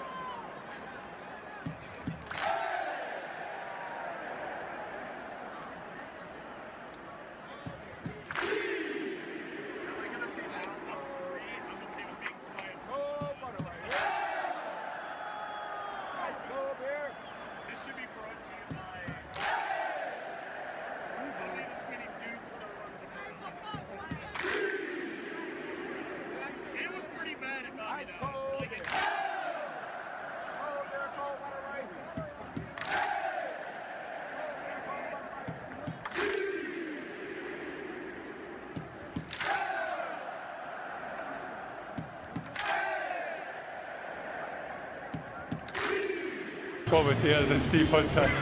Yeah, I mean it's another 12:30 game, isn't it? But like, I think what you feel to me is I think we've won 3 in the last couple of seasons, well, few seasons, but we've won them all. I think we've played Crystal Palace like so often in 12:30, but our form down here is exceptional. Hopefully that continues again today. Liverpool then in the white shirts, black shorts, the strip they wore at Old Trafford. Liverpool attacking from right to left. Palace underway, get a ball forward straight away. Big battle in midfield coming in there. McAllister gets his foot on the ball and releases Jota. And then Lerma beats Gravenberg in a 50-50. Walton driving forward for Palace. Good ball to Sarr, who's got away from Tsimikas. Palace have scored straight from the off, and Eddie Nketiah scores a goal. Now the flag is up, Gary Gillespie. Opening 25 seconds. Well, it'd been a sensational start for Crystal Palace had this goal counted. It will certainly be looked at from VAR. But the ball bouncing all over the middle of the pitch there, nobody really putting their foot on it, and it's Palace that get it. It's a lovely little ball. And yeah, well, he was off there, wasn't he? We're just watching the replay there, and he could have been off actually twice in like that build up to the goal, but certainly the ball from, I think was it from Sarr into Nketiah, definitely looked offside. Goal disallowed. Alexander-Arnold for Liverpool. An early scare for us there. Sarr, they brought him in, the ex-Watford man from Marseille. He's really quick down that right-hand side. Remember, he scored against us at Vicarage Road. But here's McAllister linking with Jota. Jota, nice play. He slides it through. Alexander-Arnold on the edge of the penalty area, trying to spin away and go. But now Palace trying to exploit on the break with Eze. Eze out wide to Nketiah, who had that goal disallowed. On the left wing for Liverpool, trying to cut inside Konate. Crossfield pass, header by Gakpo. It comes towards Sarr. Tsimikas kicks it off Sarr. Tsimikas clears it down the line towards Jota. Cleared out of play for a throw-in for Liverpool. Undoubtedly an early scare there. He's quick, Nketiah. He was criticised at Arsenal for not scoring enough. I think that's why Arteta let it go, but ball through the middle, you've got to be careful there. But in fairness to Van Dijk and Konate, they kept a good line there. Yeah, I think it's been a blistering start, isn't it? As you would expect. Coming down to Selhurst Park. Liverpool caught maybe a little bit cold early on, but it was clearly offside. Arne Slot, of course, resting a few players on the bench because he knows they're going to be playing a lot of games during the internationals. Andy Robertson will play 90 minutes. He always seems to. That's why he's on the bench. I think the same with Luis Diaz as well as with Colombia. But 0-0 here, 2.5 gone. Van Dijk wide to his left back, Tsimikas, and straight away crossfield to Konate. Been a lot of change at Crystal Palace in these last 2 years. Gone the likes of Zaha, Elise, Ayew and Anderson, especially the centre-back to Fulham. Now down the right wing, Jones trying to link with Alexander-Arnold. Mitchell cuts it out. Little throw. Halfway inside Palace territory. Yeah, it'll be interesting to see how Curtis-Jones fits into that position. Slightly different to what we've seen him in general terms. He normally plays a little bit more deep line midfield role, but with the fact that Szoboszlai plays more as a number 10, it'll be interesting to see how Curtis-Jones figures in that more advanced position. This Cody Gakpo's been really good when he's started games this season. For the one in Milan, he was brilliant, wasn't he? He made an impact when he came on against West Ham too. Konate, still 0-0, out wide to Salah. Mitchell actually had a good game against Salah at Anfield last season. It was one of the best left-back performances I've seen against Salah, so it'll be interesting to see how it got on. He wasn't deemed good enough by Gareth Southgate when England was struggling for a left-back, but here you go. Here's Jota, turning it back into midfield now to Virgil van Dijk. Swings that great ball to the feet of Salah on the right wing. Alexander-Arnold, there's the 1-2. Salah goes again and cut out there by Chalobah, the on-loan man from Chelsea. Remember him playing against Liverpool in that cup final, the first one, which went to penalties. Oh, he's a young man that obviously his face doesn't quite fit in the Chelsea setup, and looking to play his football elsewhere. Crystal Palace have given him an opportunity. Konate in midfield, 1-2 with Virgil van Dijk. Tsimikas coming in to the play. Here's Gakpo, middle 1-2. Tsimikas goes again. Cody Gakpo will get the second ball. Good strength to turn away from Munoz. He goes down, but Simon Inter saw nothing with that. Palace win it back with Walton. Ball over the top, and it's Lacroix, the centre-back, coming forward, and Van Dijk. Cool as you like, back to Alisson and we go. Well, with Lacroix playing that right-hand-sided centre-back position of 3 centre-backs, might be giving them the licence to go forward. I don't expect them to see him on the right wing too often right enough. Van Dijk. Tsimikas, little 1-2 between the pair. Still goalless here, 4 minutes gone. The Selhurst Park sunshine. Konate, great ball over the top, controlled by Jota, right edge of the penalty area. Jota trying to play it back stick to Gakpo, headed away by Munoz. Jones winning a back header, but loose ball goes to Sarr. Nice flick through to Nketiah, foul by Tsimikas. Free kick Palace. Well, I think you're unfortunate to not pick up a yellow card here, because it was in a central position. He'd come in, he made the challenge on Nketiah. He knew what he was doing, didn't he? Yeah, normally when you get, when you drag a forward back, that forward's breaking onto your back four. More often than not, like referee gives a yellow card, but not on that occasion. It's the only thing I worry about Costas. Makes some silly fouls every now and again. Well, he had one earlier on, just like in the left back position, deep in his own half. He kind of just barged into, I think it was Nketiah or Sarr, one of the two. Could easily be penalised. They stopped well by Cody Gakpo. Jota. Through ball up towards Gakpo, but well read by Luis Diaz's international teammate Munoz. Great ball over the top to Eze. Eze starting on the left of the attack, got a bit of space. Trent watching Mitchell on the overlap. Eze in the penalty area. Twists and turns. Ball to the back stick is a great ball. Munoz in the box here. Goes past Tsimikas. Great block by Van Dijk, corner. Well, Munoz There's an overload at the far post there. Liverpool's left back position. He gets sucked in, does Costas. You can see Nketiah, but he doesn't see Munoz behind him. And Munoz, a little dummy, gets to the byline. Doesn't have any room to really pick out the cross. Hits it straight into Virgil van Dijk. Liverpool, well, scary moments. As with a corner on the right side for Crystal Palace here, and inside the opening 6 minutes, Palace had an early goal, rightly ruled out, didn't take long for VAR. And then Nketiah offside twice, as Gary Gillespie pointed out. Some big lads in that penalty area, Palace, as it's swung in by Eze. Great header away by Van Dijk. Salah with a nice touch. Gravenberch, can he get Mo racing away? On the right, Lerma trying to cut across to him. Salah holds the ball up. Back to Gravenberch again.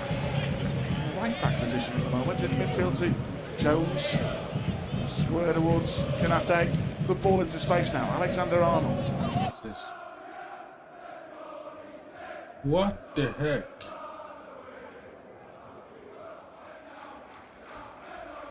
There's such a heavy. For what? Back and did such a good job there last season. I think that was to see the game out, but maybe the thought process starting Tsimikas today is get some width down that left-hand side. The Greek international. Well, I think it just gives you a little bit more balance as well with being naturally left-footed. Andrew Robertson, as you rightly say, will probably play both games for Scotland. So yeah, it's a big ask, isn't it? Yeah, he normally plays 290. He did last time, didn't he? Now is Tsimikas deep inside Palace territory. On the left, still goalless. Into Gravenberch again. Turning away from Nketiah. Now Van Dijk on the halfway line. Space here. Square to Tsimikas again. Great ball into the box. Gakpo. Low cross. Oh, it's a great goal. Diogo Jota on his 100th start for Liverpool. Jota the Slotter is in there again. Liverpool take the lead. Well, patient, slow, purposeful build-up from Liverpool. Creates a little opening down the left-hand side. Gakpo just checks and goes in behind Crystal Palace's back four, and when he gets into that position, he plays a lovely early ball into the box. And who's on the end of it? Well, who do you expect it to be on the end of it when it's inside the 6-yard box? He's onside, Gakpo, down this left-hand side. A lovely little ball by Costas Tsimikas in between the full-back and the right centre-back. And then it's all about, can he pick out the right ball? He does that. But what a run by Diogo Jota. Any young striker watching this, perfect example of getting across the defender, getting you there first, and just puts a foot on it, and Henderson no chance. Like your old mate Aldo finished that, didn't it? Well, it was a fantastic finish, fantastic build-up. You know what's funny about that, Gary? 2 minutes early, we're talking about Costas Tsimikas at left back, and he made a great point there about the balance, and that was a great pass forward. He's more attack-minded. Joe's a better defender, but he's more attack-minded. Well, I think they've struck up a good balance as well. Costas Tsimikas and Cody Gakpo, they've got a good understanding as well when they're coming back and come into the side.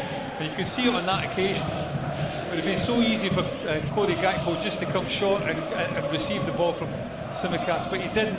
He comes short, checks, and goes in behind Crystal Palace's back four, and the pass from Tsimikas is absolutely perfect for him. Nice build up there on the right side with Jones. He's going to win the ball back, but he's penalised for a foul. Yeah, so unlucky there. Yeah. Maybe just coming from behind. I think it was Eze that they. Don't forget, guys, this fella sent him off last year. Obviously, they don't like him, does he? Got a thing about Curtis Jones. Yeah, nice build up that as well as nice attack there involving Alexander-Arnold, and a great ball into Jones who drives through. But Jota, his 100th start for Liverpool, his 4th goal of the season. Well, it's like every great striker, isn't it? That you talked about John Aldridge and all these guys in position to find themselves inside the 18-yard box. They come alive, don't they? So alert, so aware. Got to keep him fit, Gary. He's a vital component of this team, isn't he? We're going to have some success. Yeah, I think that's right, yeah. Some bad injuries in the last 2 years. He always seems to get bad injuries as well, but it's not just like little pull or little strains or anything like that. He always seems to be out for quite a while. Palace with the ball back there. McAllister sort of waited for it to come. It wouldn't do. Sarr, Liverpool 1-0 up, but Sarr gives the ball away straight to Gakpo. Turns defence into attack. Cody Gakpo. Going to release Salah. It's a great ball by the Dutchman. Salah on the right. 1-on-1 with Chalobah does brilliantly. Alexander-Arnold, ball back post. Just too far for Jota, but the Portuguese will keep it in play. Tsimikas literally a couple of yards outside the box. Jota again on the left. Ball back to McAllister. He's inside him to Virgil van Dijk in centre midfield. Not wide to Gakpo on that left side again. Great coming into the team, and every time he comes into the team he's delivering this season, Gakpo. Great assist. McAllister, great ball to the right to Alexander-Arnold, running at Mitchell.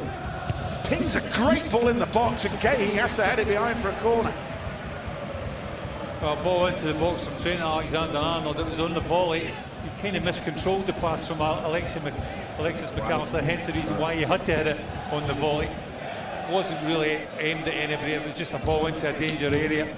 Gay had to deal with it, just put it out for a corner. So Liverpool 1-0 up here at Selhurst Park inside the opening 12 minutes. Liverpool have that corner kick on that right side. It will be a Kostas Tsimikas left-footed in-swinger from the right. He's already produced a goal for Virgil this season in the Champions League from a set piece. Headed away by Lerma. Jones nods it down to Alexander-Arnold, who turns away from Nketiah.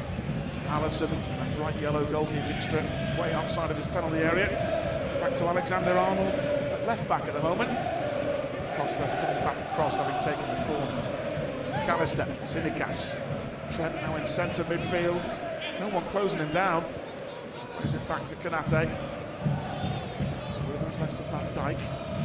Gravenberg, nice touch out to the left to Tsimikas, who again ventures into the Palace half, ball inside centre mid. Nice turn by Jones away from a couple of players. Forward pass, McAllister, what a beautiful ball.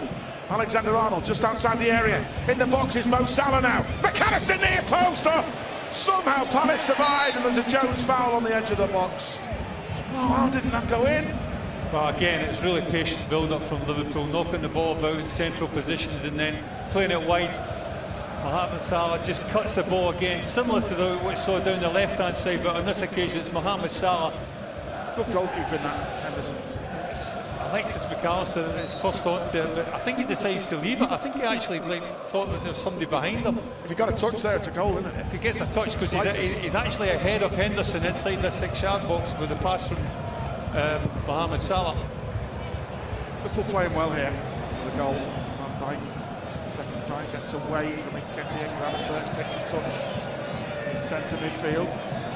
Stumble chartered player of the month for September, Ryan Gravenberg. You've been impressed with him, then? Yeah, he's been exceptional since he started that new position, like as a holding midfield player. I think it was a little bit unfortunate not to win the previous month, from my point of view. I think he's been an absolute sensational start of the season. Great to have Gary with us. Memories of that 9-0 when he scored. And by the way, Gary also scored in the 5-0 against Forest.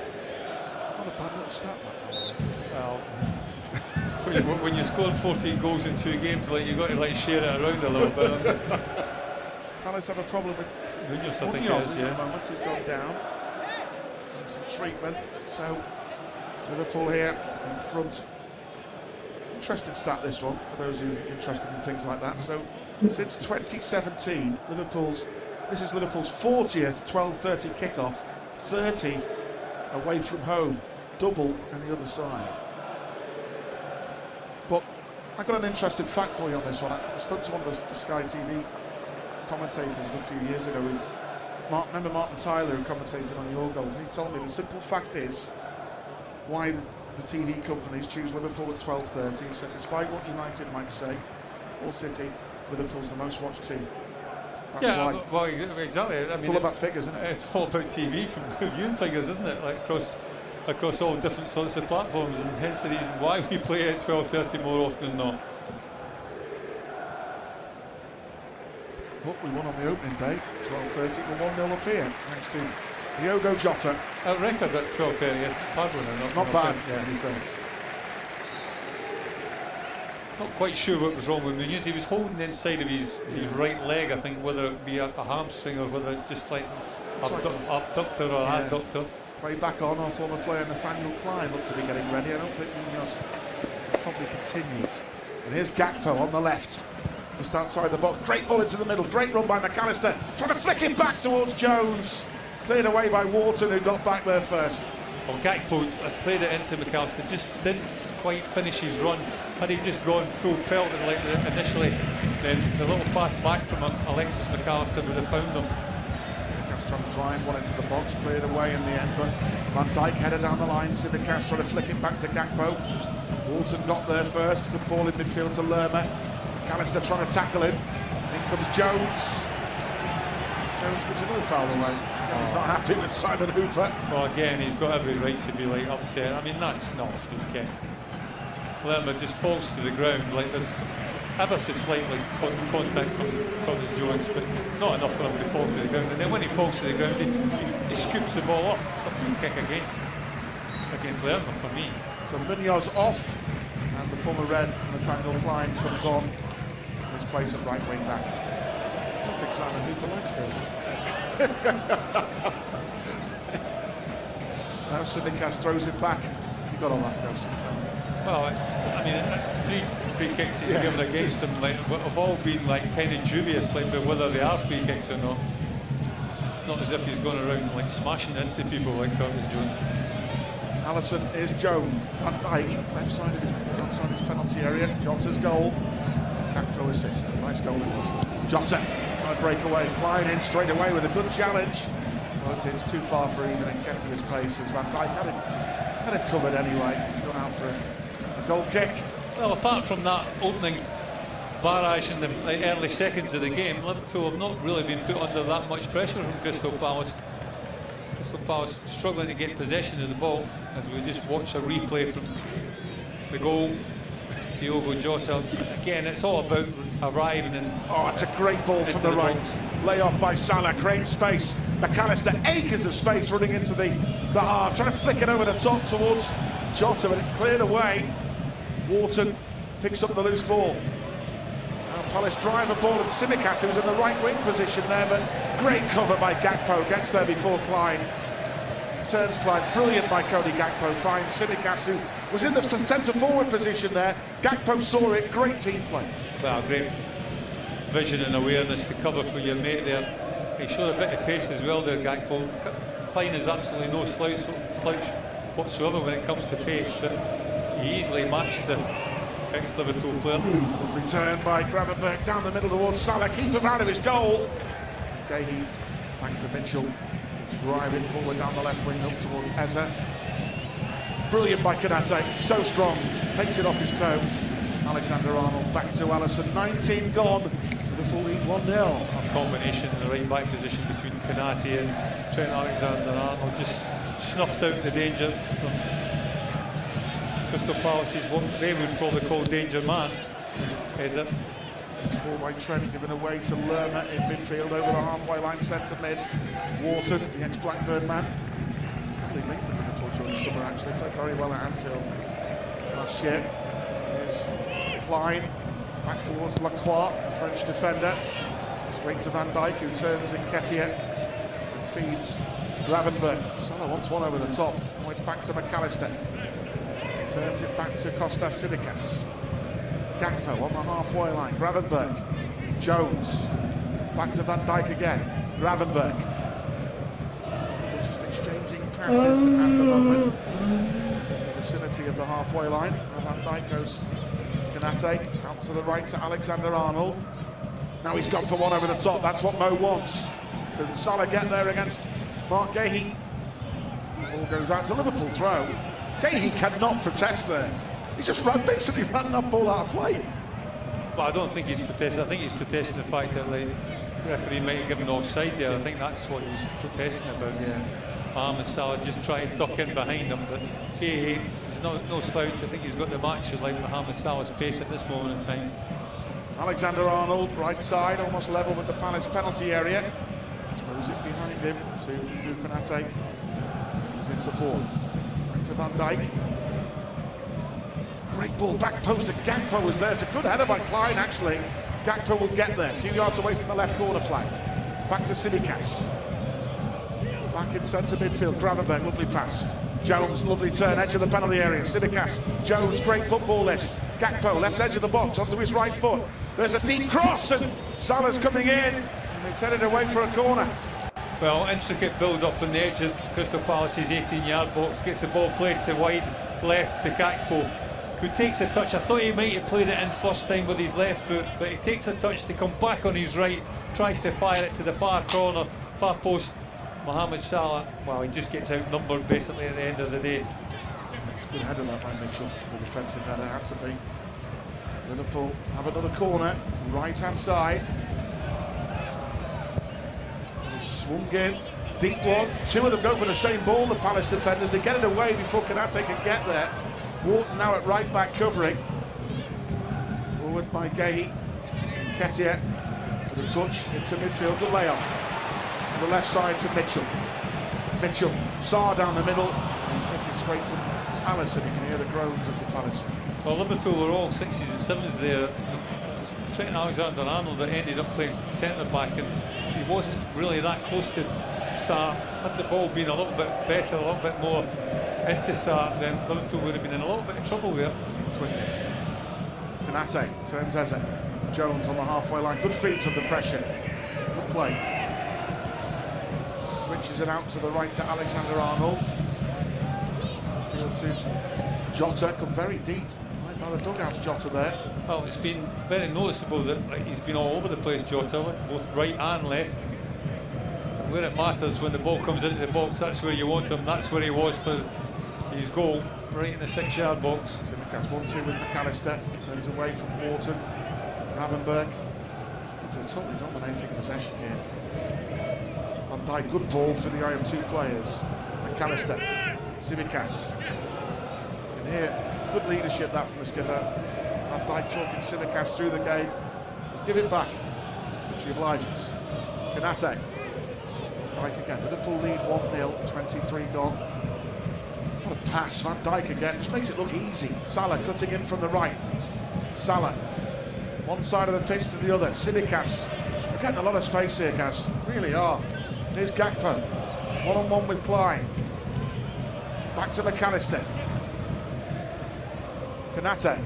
Lovely. Through the eye of a needle to Gravenberch. Gakpo. Gravenberch. Chance for Salah. Taken off his toe by Mitchell. Jones was there too. No pressing at all from Palace here, Gary. Well, again, Liverpool just go through the gears, and when they get to like forward positions, just on the edge of Crystal Palace's 18-yard box, they just come alive. It goes a little bit sharper, the pace picks up a little bit, the passing's a little bit crisper. On that occasion, Mohamed Salah and Curtis Jones possibly just getting in the way of each other. But they've got a corner for them, for their troubles. A number of corners here, haven't we? Inside the opening half. Jota's goal. Liverpool threatening to double the lead. Again, Kostas Tsimikas from the right. Left-footed. Into the near post to Jota. Guehi's header. Another corner.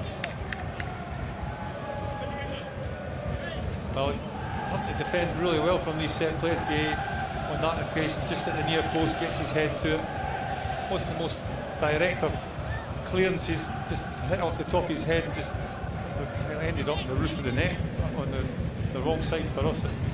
Simicast on the right, good delivery. Van Dijk's up there, Lacroix beats him in the air. Gravenberch wins it back right to second challenge. Brilliant play by Gravenberch on the left wing. Lerma's all over him, he's trying to turn Lerma. Yeah, Simon Roofer gives Palace the benefit. Oh, again, Lerma he gets a cheap free kick again. I don't think like Brian Gravenberch, there's an awful lot wrong, to be quite honest with you. It's just two players fighting for possession of the football. Benefit of the doubt goes to the Crystal Palace man. Love that from Gravenberch though, the determination to get that loose ball and keep the attack alive. Good sign. Henderson outside of his penalty area. Plays it across his box with the goal was completely empty, and thankfully Guehi was calm for Palace with Jota lurking. Strangest free kick you'll ever see from a goalkeeper. They got away with that though. Here they break with Chalobah, left side. Centre back for Palace. He's covered down the left wing at the moment. Back to Mitchell. Eze. Had some creativity, in the end he does nothing, and Trent clears it. Gravenberch, Jones takes the touch in midfield. Back to Van Dijk, edge of his penalty area. 25 gone. Jota, an excellent goal assisted by Cody Gakpo. Good ball as well by Simicast. Deserves a lot of credit for that goal. Here's Konate for Liverpool. Back to Virgil van Dijk. Away away from Wharton. Into Kanate again. So just a walking pace at the moment. Alexander-Arnold. Palace now trying to press. Oh, it's a beautiful turn by Gravenberch in midfield. McAllister switches a ball first time, but had too much weight on it. The idea was right. Better pass, and Salah's in. Well, again, it's Ryan Gravenberch receives the ball, just lets the ball run through him, which causes all the problems, and then it runs through McAllister. Oh, great header by Jones. McAllister into the area. Jota, can he turn? Surrounded by players now. Jones taking on two of them. Still Jones. There was an opportunity there from that great break by McAllister. Palace have now got players back. To Gravenberch. Just couldn't quite work it there, guys, could we? No, it's credit to Palace, they've got bodies back, but Liverpool still got possession again in good area of the pitch on the edge of the 18-yard box. McAllister, Jones just outside the penalty area. Gakpo, left edge of the box, cuts in, tries to curl it, but wild effort in the end line. Well, it's his trademark, like all these inverted wingers these days, cutting in on your favourite foot. Gakpo on that occasion, cutting in off the left-hand side, trying to bend it into the far corner. Just gets a little bit too much on it and not enough bend on it. But Liverpool really played through Crystal Palace at will. You just wonder when Crystal Palace are going to wake up a little bit, because they've got players that can hurt Liverpool in like forward areas of the pitch, but they've just not been able to get the ball to them. Gravenberch's header picked up by McAllister in midfield. Untouched back to Tsimikas. Back to Virgil van Dijk on the halfway line. Liverpool 1-0 up. Cruise control at the moment for the Reds. We'll get a second. Here's Alisson out of his goal. Well, situations like this that you really have to keep your concentration levels very, very high, because Liverpool is so on top here in this game that it'd be easy just to get into an easy kind of slumberland. But vitally important that Liverpool don't do that. Great pressing there by Jota as Eze tried to break, and Jota got back and he made the tackle. Lacroix, great interception by Tsimikas. A wicked deflection. Tsimikas, good ball. Gakpo, one-on-one in the penalty area, cutting in for the left. Oh, he's just tackled in the end.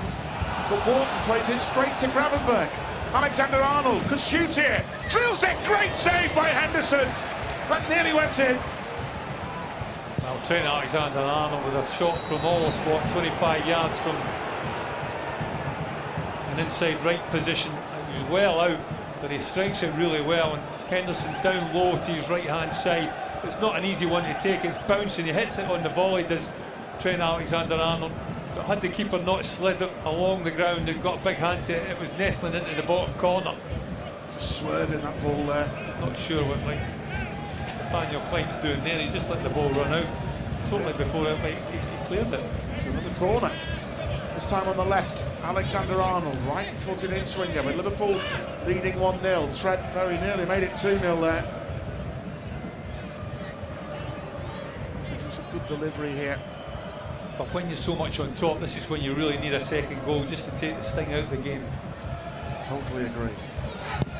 Alexander-Arnold, near post flick on by Gakpo that lands over the top. Well, there's an opportunity he could have done a little bit better. No one on him, was there? There's no Crystal Palace within, 4 yards of him? Near post, just trying to flick it the top of his head, gets a little bit too much on it, goes out for a goal kick. But as I say, Liverpool so much on top, but when you're on this much of a commanding performance, then you've got to take advantage of it. Now let's give it away again. Jody Gakpo driving forward, and there's a yellow card coming out here by Simon Hooper. Didn't take him long, did it? He's bumped Cody Gakpo. He's issued about 17 yellow cards already this season, Simon Hooper.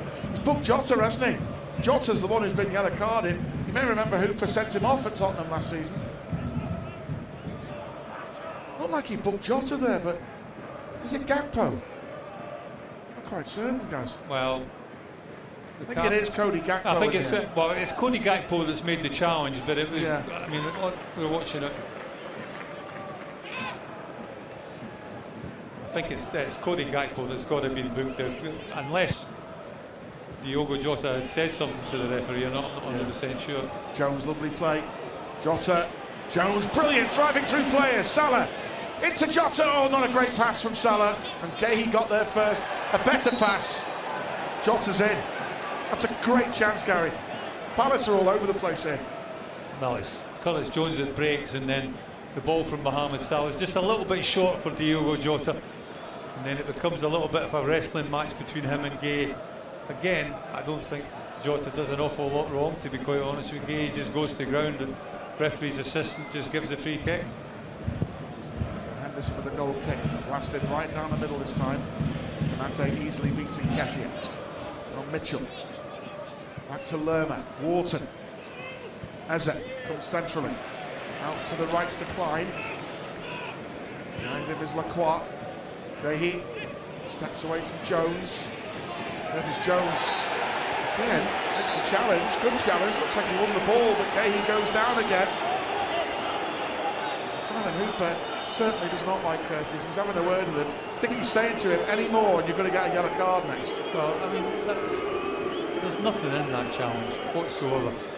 He's come out from the back, he's gone to his left-hand side, he's got himself between Curtis Jones and the ball. Curtis Jones tries to wrap his left leg round the defender to try and win the ball, makes contact with the defender goes down.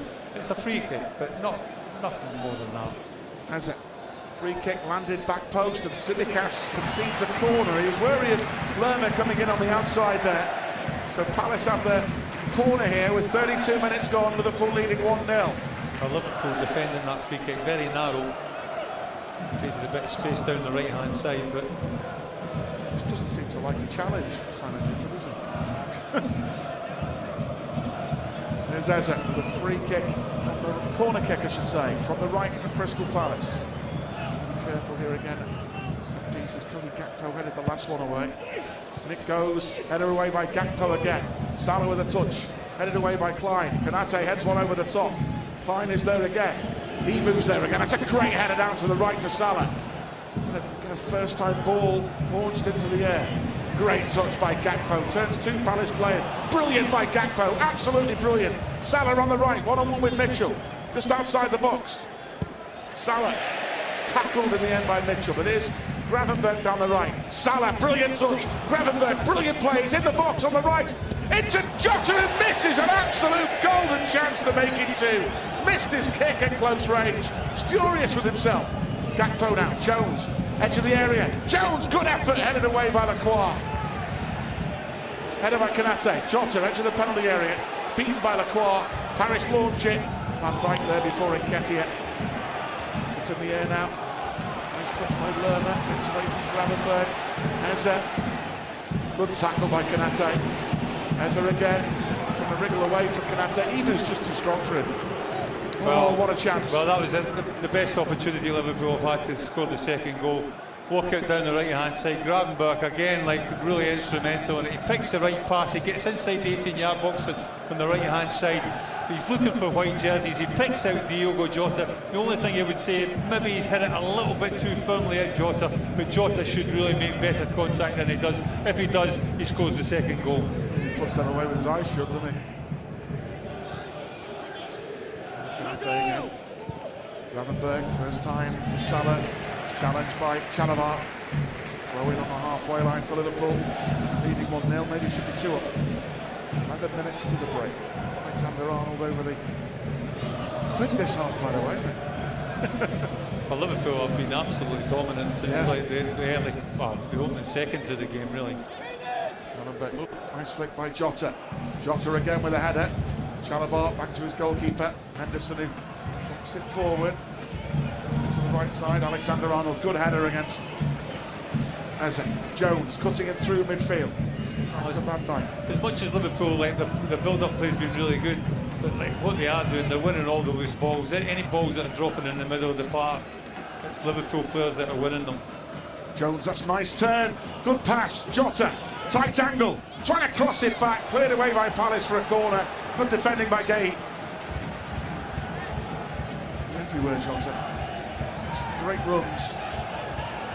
Another corner kick. Nice play by Curtis Jones. Just going back to last week against Wolves, Liverpool were never as dominant against Wolves as like what we've seen so far in this game against Palace.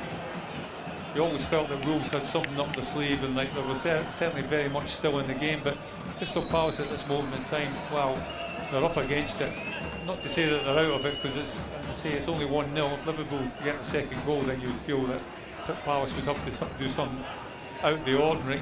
Left wing corner, Trent again, and in swinging. Can he plant one on Virgil's head maybe here? A hand up. So many corners in this half.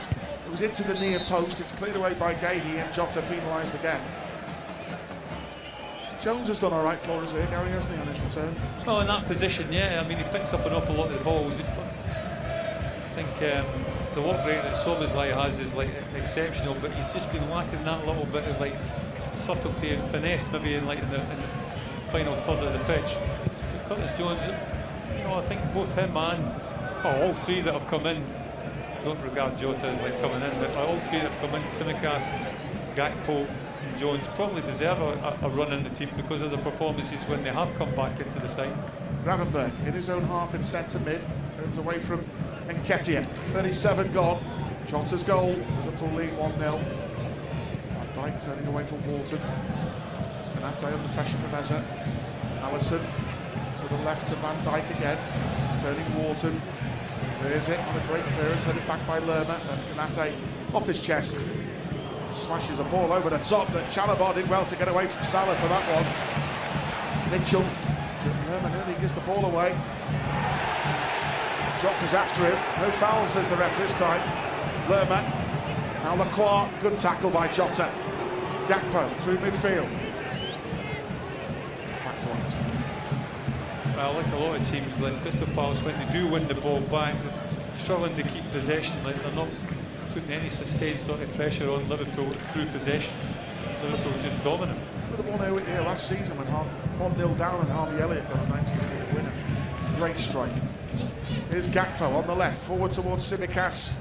Lacroix got there first but kicks it out. Definitely a throw to Liverpool that on the left wing. Tsimikas almost level with the Palace penalty area this on the left. Throws it behind him to Gravenberg. Centre mid. Feeding it now to Konate. Salah, closely watched by Mitchell. To Alexander-Arnold. Konate again, this time Palace are trying to drive Liverpool back. We do, but we keep possession. To Alisson. Van Dijk.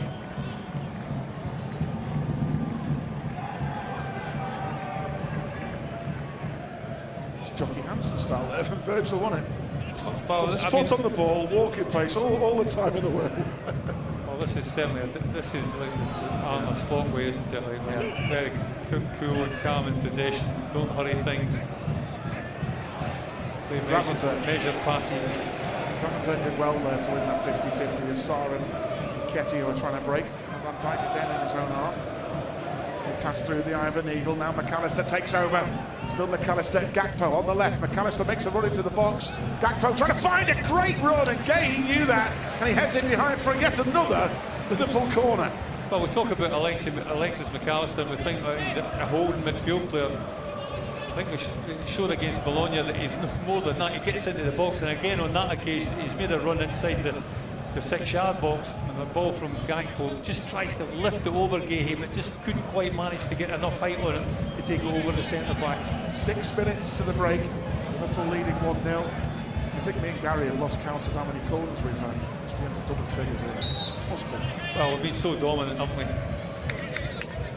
Alexander-Arnold, again another right-footed in-swinger from that left side for Liverpool here. Van Dijk does beat it this time and plants it over. Well, it was a lovely ball in, wasn't it? It was a real ball that you say, go on, attack me. And that's exactly what Virgil van Dijk does at the near post. Just gets up above Nathaniel Klein. A little bit of an unfair challenge there. And Klein is shoving and pushing Virgil van Dijk. He still manages a header. Now back to the goalkeeper, Henderson. From Gahey. Curtis Jones trying to run into him and force him to kick it early. Down the line it goes. Tsimikas under pressure from Sarr. Sarr got there first. Infield Nketiah trying to turn. Good work from Nketiah. Lerma, left side, just outside the box now. Mitchell, low cross. But straight to Alisson. That was dangerous, that. Oh, the first real attacking threat we've seen from Crystal Palace in quite a long time. The ball coming in from the left-hand side. time. Mitchell that gets on the overlap as the wing back plays a ball into the box. It's not going to really harm Liverpool. It's straight into the arms of Alisson Becker. Alisson playing a 1-2 with Van Dijk, just outside his penalty area.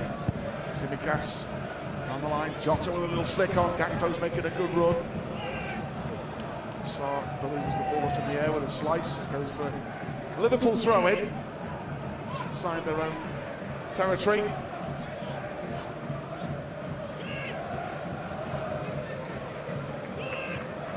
Limping at the moment for Palace. They already lost Munoz. Good throw by Tsimikas. Gakpo. Great ball, picked to the right, and Salah's kept it in. Edge of the penalty area. Alexander-Arnold's got space, takes the touch, plays it centrally. McAllister. Tsimikas to shoot, good hit, and blocked by Lacroix for a throw-in. Well, Mohamed Salah does exceptionally well to keep that ball on the far right-hand side. He knocks it back to Trent Alexander-Arnold, who you think is going to play it into the 18-yard box. He doesn't. He plays it along the 18-yard box to Alexis McAllister, who shifts it on to Tsimikas, who hits a ferocious shot. Just comes off the back of, I think it was Gay that came up off the back of. Lovely 1-2 with Jones and McAllister. Jones on the run for Liverpool. McAllister again. Great switch. Alexander-Arnold, beautiful touch. Salah in behind Mitchell in the penalty area. Alexander-Arnold, but Salah took it off Trent actually. And Eza turns McAllister who breaks. Salah's got to get back and help out at right back. Konate in on Nketiah. Konate fouls him. Free kick Palace.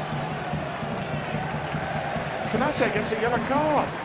Referee says it's a shirt pull. Simon Hooper, so erratic as always.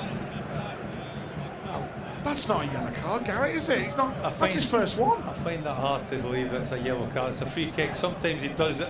Ibrahim Konate, he just gets a little bit overzealous and just wants to win everything. On that occasion, there's no way he could really win the ball. It comes through the back of the Crystal Palace player, but I don't think it's a yellow card, I have to say. As it takes the kick short, walk over here. They tried a short free kick, but not too much weight on that, trying to get Mitchell in behind them. McAllister and Jota aren't happy with that yellow card there. Well, in all fairness, has McAllister been given a yellow card? The challenge on Eze, he might have been, you know, Gary. Well, it might have been. It might have been. It might have been Alexis McAllister, which you would say was maybe justified because he had a pull at the jersey and obviously had a little kick at him as well. So that one is fair. Maybe he didn't book Konate then in the end. Looked like it, didn't it? Salah, great control in the Palace half. Jota, beaten by Chalobah. Alexander-Arnold, again another Palace player goes down, Gahey. Referee penalises Liverpool again. Well, to be honest with you, I've lost count how many free kicks Simon Hooper's given against Liverpool players. I can't recall a free kick that we've actually been given. No. He stands on the toes of Gahey, does Jota, but... Vinnie Jones won't last 10 minutes with this guy, by the way. 10 seconds. Sarr in the penalty area. Tsimikas got his body in the way. Good, strong defending by Costas. Virgil applauds in there. That was good. Well, good full-back player, isn't he? He just gets his body between... Was it Sarr or Nketiah? Sarr, it's actually Sarr. Really good that. He just gets his body in between Sarr and the ball. There is questions whether it was a handball, but the ball was bouncing. I think it was totally accidental. Yeah, that's the rule, Gary. So if it bounces off your shoulder and hits your hand, they don't classify that as a handball. 2 minutes only have added on time. A half that Liverpool have dominated and only have a 1-goal lead to show. Eze. Not wide to Lerma. Deep in Liverpool territory. Turn away. Back it goes to Gahey. Not wide to Lacroix. Wouldn't surprise me whether they bring the big fella on up front. Crystal Palace second half. Mateta was actually very surprised he's been left out. He's got a good goal scoring record against Liverpool. Henderson just outside the box. Pings one forward. Klein's header. Tsimikas wins another header. In midfield it breaks for Wharton. Van Dijk had to get a touch there under pressure from Nketiah. Anything, he stuck out a foot and diverted it away. Down the middle, Gahey. Eze Close control by Valencia Eze. Turning. Jota has it. Good pressure from Curtis Jones. Out wide to the left to Lerma. Driving forward again, Lerma. Blocked by Alexander-Arnold. Konate, good defending. Back to Trent, who clears it down the line. Jota being held by Gahey there. Slot appeal, but nothing. Now Lacroix with a through ball, and then Nketiah, and Sarr is in the box! Good save by Alisson, and he grabs the loose ball before Nketiah. That's a great save by Alisson. Well, just when you need your goalkeeper to come up with a big save, that's exactly what he does do. He's not offside, because I think it was Mohamed Salah on the far side that's playing him on. He gets the shot off, and it's a decent one. It's down low to like the left-hand side. Wow, what a save! And Alisson Becker, not just the save, but like the reactions to get back up and smother the second one. Fantastic save from the goalkeeper. It just shows you that Crystal Palace have not been in this game in the first 45 minutes or so, and yet they could easily have gone into half-time on level terms. Gakpo turns Wharton. Here's Jones, just outside the penalty area. Salah taking on Mitchell in the box. Salah trying onto his left foot and shoot, and Mitchell blocks it. That indeed is the half-time break, so far so good.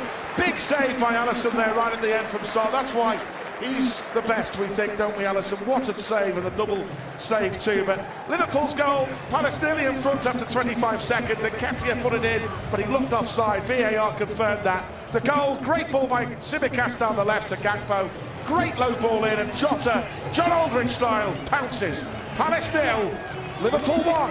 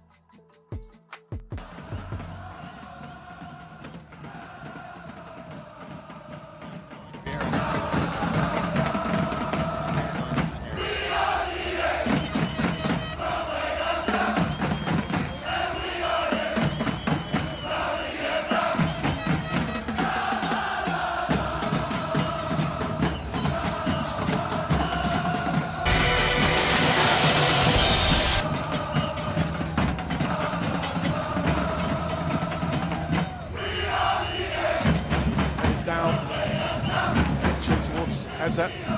Mitchell again. Eze trying some creativity on that left side with quick feet. And a cut inside. Gives it straight to Jota. He's been fouled by Lerma. Liverpool get a free kick. Is that our first one, Gus? Well, it must be somewhere up there, like, yeah. You can hear the travelling cop there. I can't recall like too many other free kicks that we've been given. Ironically, it's from it's a challenge by Lerma, who's had like umpteen free kicks been given against our players on challenges on him. So Virgil van Dijk inside his own half for Liverpool here. Liverpool leading 1-0 with 5 minutes played in the second half. Jota the goal scorer. Nice move, Gakpo on his return to the 11. The assist. Alexander-Arnold to Alisson. Kicks it to Van Dijk. Just outside his penalty area. Tsimikas down the line to Gakpo. Nice flick to Jota. He's turned Gehi. Jota goes down. Arne Slot is furious with Simon Hooper. Absolutely furious. No free kick given. Well, he's been quick to give free kicks the other way. Well, all over him, isn't he? Couldn't the replay. I mean, there is a certain amount of like challenges, like where like the forward backs into the centre back, but not on that occasion. Now a ball over the top to Sarr. Flag stayed down, but Alisson alert quickly there. Jones now to Gravenberch. It's probably the most animated I've ever seen Arne Slot for Liverpool so far. Yeah, normally like it doesn't make any sort of like emotional kind of. But I guess if it's right in front of you. Well, yeah. And then you could see it. And it did look like a free kick. Yeah. There's Jones again in midfield for Liverpool. Brings it back to the halfway, and Konate crosses halfway. Space for Salah, who comes deep, turns it away from Mitchell to Alexander-Arnold. Gravenberch and a lot of space on the halfway line. Roll to his left to Tsimikas again. Back to Van Dijk. 1-2 with Gravenberch. Konate runs past Eze. Feeding Tsimikas. Gakpo on the run. Jota. I'll tell you through to Gakpo. Okay, he read that well. In comes Jota trying to win it back off Wharton. That's a good turn by Adam Wharton. Good ball as well to the left to Mitchell. Running at Trent. High cross. All over the crossbar. Goal kick. Well, pretty insipid kind of like ball into the box from Crystal Palace's fullback. Not the best ball in the world by Mitchell. No real need to like try and force that ball in. Alisson to take the goal kick for Liverpool here. That's 8 minutes gone, second half. Jota's goal. Dijk swings it. Lovely touch by Alexander-Arnold, but then Szoboszlai lost it to Lerma. Let's get it back towards halfway. Lacroix. Jota trying to put him under. Szoboszlai also. Gehi intercepted by Alexander-Arnold over the top. Salah trying to run to it. Gehi's header. Good touch by Szoboszlai. Salah, but Mitchell did really well to win that. Salah was trying to release Jota, who would have been free. Van Dijk, lovely touch. Flicks it over to Nketiah almost nonchalantly.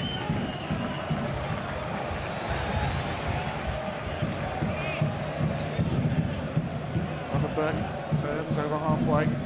Szoboszlai. Van Dijk again. Szoboszlai square towards Jones, to the left towards Gravenberch. Tsimikas crosses back line to Virgil van Dijk. Similar to first, really, Gary. Again, we're just dominating it again on our own pace. Gakpo. Palace just setting off us and allowing us to play across the back four. But Gakpo breaking away on the left wing. Good ball over the top, that by Tsimikas. Trying to turn away from Gehi. Jones. Back to Cody Gakpo again. Nice pass, Gravenberch. Good touch, edge of the area. Jota. Szoboszlai, one touch. Feeding Salah. Into Trent. Whips it across goal. Went for goal and beaten away by Henderson. Trent's come twice close to scoring here for Liverpool. Good energy levels by Szoboszlai. Knew Trent was up front. He went back to block. Got there before Eze and back to Alisson. Great midfield. Well, again, really good build-up. One thing you would maybe suggest that we maybe overplayed a little bit. I thought Szoboszlai should have had a shot there. Somebody could have easily just pulled the trigger on the edge of the box. I think maybe one pass too many was the problem there. Alexander-Arnold's place this afternoon, been denied by the goalkeeper. Kanata, Gravenberch. That last move started by another brilliant run forward by Ryan Gravenberch. Jones on the halfway line, turning away from Lerma. Doing well to keep possession. Back to Van Dijk. Tsimikas. Out to the left to Jota now. Nice 1-2, good play by Jota. Tsimikas clips a fine pass to Szoboszlai, driving through centre mid. Gravenberch again, options left and right. Jones to his left. Giving it back to Virgil van Dijk in centre midfield at the moment for Liverpool. Gravenberch, Tsimikas goes past Ward, good play. Gakpo, left edge of the penalty area, taking on Klein. Lovely ball, Gravenberch, one touch. He hits it, good hit, good block by Gehi with his head. Tsimikas now on the left wing. Back to Gravenberch, Gakpo turns it back to Van Dijk.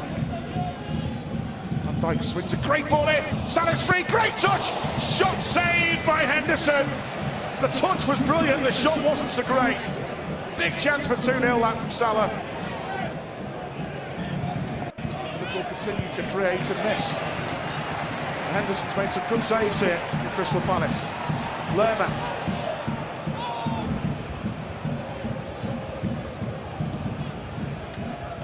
Back to Gehi. All through a gap for Eze. Out to the left to Mitchell. Holds the ball edge of the area. Van Dijk good clearance. Salah picks it up in centre mid. Feeding it to Dominic Szoboszlai. Jones. Gravenberch turning away from Eze. Nice this. Alexander-Arnold. Jones. Gravenberch. Good play. And then he just overdoes it with a pass. Big chance for 2, Gary, that. Yeah, I think it's Mohamed Salah that mentor gymnastic. Doesn't quite make good enough contact with the second effort. Like his touch is not, it's not the best touch in the world because it's bouncing up and then like he just kind of stabs his left foot out of the goalkeeper, makes the save. But again, Liverpool moving the ball about really well, opening up Crystal Palace more or less. I'm not saying it will, but like there's certainly 2 or 3 occasions. And Mateta is coming on, no surprise at that. Yeah, I think they need a little bit of a shake-up. Lacroix, right by the dugout. Good pressure by Jota, forces Lacroix to kick it straight out of play. 57 minutes gone at Selhurst Park. Will Hughes going to come on. Don't be surprised if he gets a yellow card, Gary, by the way, if he comes on. That's a bit of a habit for it, especially with Simon Hooper. Forward by Kanate. Salah coming deep to right back. Turning away from Chalobah. Safety first, back to Alisson. Launches the kick in the air. Header won by Gehi. Up wide to the left side to Chalobah. Eze back to Lerma through midfield, and a space opens up for Palace here. Wharton out to the right to Klein. Back to Wharton again. Looking to deliver edge of the area. Little turn here. It's played behind Eze by Nketiah. Eze, left side of the penalty area. Square pass. Jota comes deep, can't win it. Palace first time we've had a lot of possession in the Liverpool half here. Reverse ball to Mitchell. Good block by Alexander-Arnold, clears it. Now could Jota break away? He's been manhandled there by Chalobah. Simon Hooper 3 yards away, had to give that one. Oh, he was a bit cute there, Diogo Jota. Just maybe kind of bought that free kick. Liverpool under a lot, I'd say under pressure. Palace in possession in Liverpool's half. I think that is like the state of the pressure at this moment in time. Yeah, Mateta going to come on, scored 11 in his last 15 home games. Mitchell off. And we're also going to bring on Will Hughes. It looks like Sarr is going to come off. Had that great chance, Sarr, didn't he? So Nketiah will move to the right side of the attack. So, well, we suggest I think they might go to a back 4. It's an interesting one. No, Sarr has stayed on, so they've taken off one of their best players, actually, Adam Wharton. Brought Will Hughes on in his place in midfield. So Sarr stays on. So will they go back to a back 4 here? With Mitchell, the left wing back, going off. Mateta gone up top. Konate likes playing against these big centre forwards as we close into the hour mark here at Selhurst with Diogo Jota's goal separating the teams. Tsimikas, Gravenberch, lovely turn. Dummies Lerma. Now, a lot of space. Dominic Szoboszlai charging into the Palace half. Alexander-Arnold, right edge of the penalty area. Trent going all the way. He holds off Hughes, outmuscles him, and Hooper penalises Liverpool. I'm sure about that. No wonder Will Hughes is laughing. Well, again, it does grab Will Hughes, but again, there's not really a great deal of force behind it. It's so easy to give a free kick. Ezra's laughing with Trent there. They know each other well from the England squad. He knows that's not a free kick. It was lit red there to say, hey, we got away with one there. Van Dijk heads it forward. Awkward bounce. Salah trying to get it behind Chalobah. Brilliant strength by Salah to break away. Jota, and Liverpool get a free kick. Listen to the travelling cop, ironic cheers. Chalobah with a foul. Well, we've not had too many decisions go our way, in all fairness. That was one of them. Good strength there, Salah. Liverpool, just over an hour gone, leading 1-0. Free kick. Shooting range, I don't know, maybe seen Dominic Szoboszlai fire these in from long range before. He's got a lot like this for Hungary.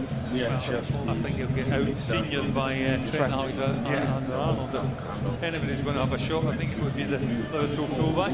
Looks as if he's looking to cross it here. It's a tight angle, isn't it? It's not the best angle in the world. But who knows with Trent, you never know. Palace have put a wall up, so they're obviously thinking that it might be a case of having a shot. I think from that angle you might see it. From 30 yards. He bends a great ball in. Oh, it's a great chance back stick for Jota. Normally so deadly in the air. He crept in unchallenged and he headed it wide. Well, could easily have had a hat-trick. This is a great opportunity. I think he just tries to do a little bit too much with it. He's free as a bell. Free as a bell, free as a bird, should I say. Ball, a lovely little ball in by Trent Alexander-Arnold, whipped in with the inside of his right foot. The bend's coming all the way back to Diogo Jota, and all he needs to do is make contact with his head. Trent with a great ball in the box there. Salah arriving and Henderson holds on. Under pressure. Leading 1-0. Created so many chances here. Need to get a second one in. Got to. Well, that was a great opportunity, wasn't it? He had a great opportunity after he scored the first goal as well, Diogo Jota. He missed that as well. We give him another one to put it away. Second time looking. Lerma. One ball over the top of Konate. Alisson's there before Mateta. Looks like they kept it the way it is. Lerma played left side centre back last week and he's gone back there at the moment. Hughes coming on into midfield. Liverpool leading 1-0. Dominant at Selhurst so far. Alisson again, taking his time out to the right to Konate. Gravenberch laying it out from the back. Alexander-Arnold takes a touch away from Hughes. Gravenberch has a great turn away, but then he's been dispossessed too much. And then loose ball, Mateta, and Nketiah! Great save by Alisson. This is exactly what we were talking about, Gary. Getting a bit too overconfident in your own half. Well, just Liverpool concede possession in a dangerous area. They haven't done that too often, but they did on that occasion, and again they're relying on the goalkeeper to make a really quality save from a shot by Nketiah. Dennis Jones, just inside the Palace half from the left, pulls it back to Van Dijk. Long pointing instructions from the dugout. Van Dijk turning away from Mateta. Konate, Gravenberch turning Hughes, that's better. Alexander-Arnold, first time over the top. Chalobah hooks it away with Salah and Jota running onto that. Liverpool throw. Well, Alisson Becker again coming to Liverpool's rescue with a big save. Nketiah from the edge of the 18-yard box, he strikes it really well, but what you would say, straight at the goalkeeper.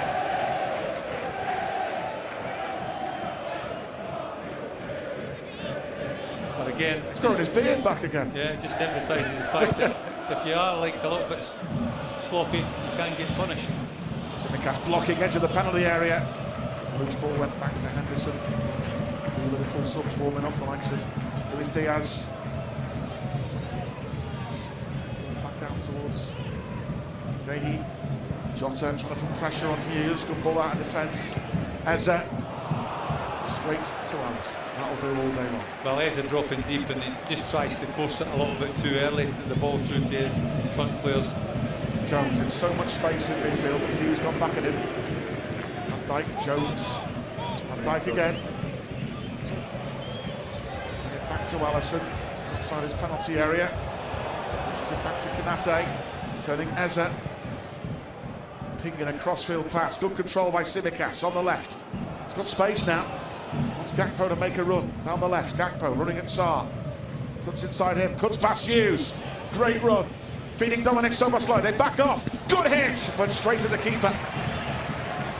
Well, Dominic Szoboszlai in a position that you want your Hungarian midfield player to be on the edge of the opposition's 18-yard box. He has a pot shot. Liverpool haven't taken too many shots in this game so far, but he does on that occasion.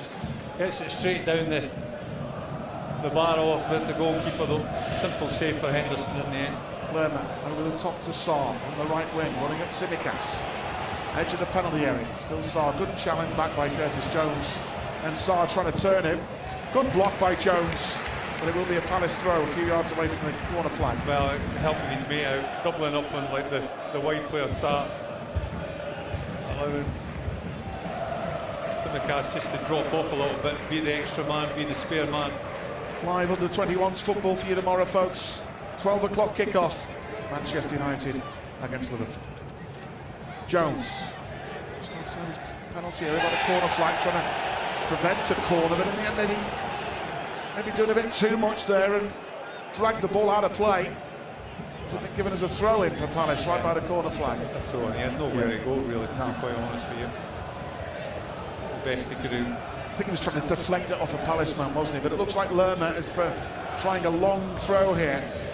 Level with the Liverpool penalty area with the extra aerial ability of Mateta up top now. 66 minutes gone. Long throw in the box. Van Dijk gets his head on it. Chalobah. Vicious shot from the centre-back, miles over the top. Well, the header from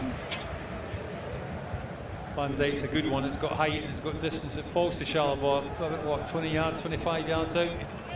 One touch, hits it on the volley, but nowhere near Alisson in the Liverpool goal. Well over the crossbar. It's Konate. So Alisson again. Diogo Jota's goal, separating the teams. Good kick by Alisson. Tsimikas to drive forward, runs past Sarr. Good ball, good play. Costas has been taken out. Advantage. Gakpo running at Sarr. Szoboszlai, they back off a bit, Palace here. Switches a good ball to the right to Alexander-Arnold. To Regat. Szoboszlai flicking it back to Alexander-Arnold. Onto his left foot, but driving it too high over the bar. I'm not sure it doesn't take a deflection off the top of Mohamed Salah's head. He gets totally wiped out here. McQuarrie was late there. Surely you got to get a card for that. Well, I'm not sure. Tsimikas just runs straight into him, I think. Yeah. And the build-up on the edge of the opposition's 18-yard box. A little 1-2 with Szoboszlai and Trent Alexander-Arnold. Yeah, he just gets underneath it. I thought it might have taken a deflection, but it didn't. On his right foot, maybe a different outcome. Ball out wide, Salah trying to get there, but covered well by Chalobah. Outside Lerma. Szoboszlai straight to Alexander-Arnold, who clears it forward up towards Jota. Headed away by Guéhi, blocked by Gravenberch, but then getting back there well with Guéhi for Palace. Klein, blocked by Alexander-Arnold. Klein, who's gone to left wing back in the second half. Luis Diaz will be on next for Liverpool. Just trying to offer an extra dynamic, fresh legs. That might be a good change for us, that, you know, running at Hughes. Hughes now running at Jones into the Liverpool half. Good tackle by Gakpo, blocked by Gravenberch. A loose ball. Here's Eze edge of the area, beaten away. Another good save by Alisson. Just couldn't clear it, could we? And the longer it stays 1-0, they're going to have chances. Well, the ball bouncing all over the place at the edge of Liverpool's 18-yard box. Nobody really deals with it. Eventually falls to Eze, who just puts his left foot through it. And what a strike that is. He really hits that. But again, the goalkeeper... Left foot. Absolutely stands tall. Big two hands to it, makes the save. That's a big save for us this afternoon, Alisson. One off it. in the first half. Offside is denied in Nketiah. I know straight at it, there's a good stop. Palace take the corner short. Eze on the right, delivers. Header! Beaten away by Alisson from Lacroix's header. They were uncertain there.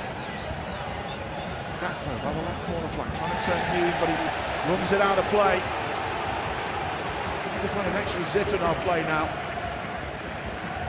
A bit uncertain there, and Alisson.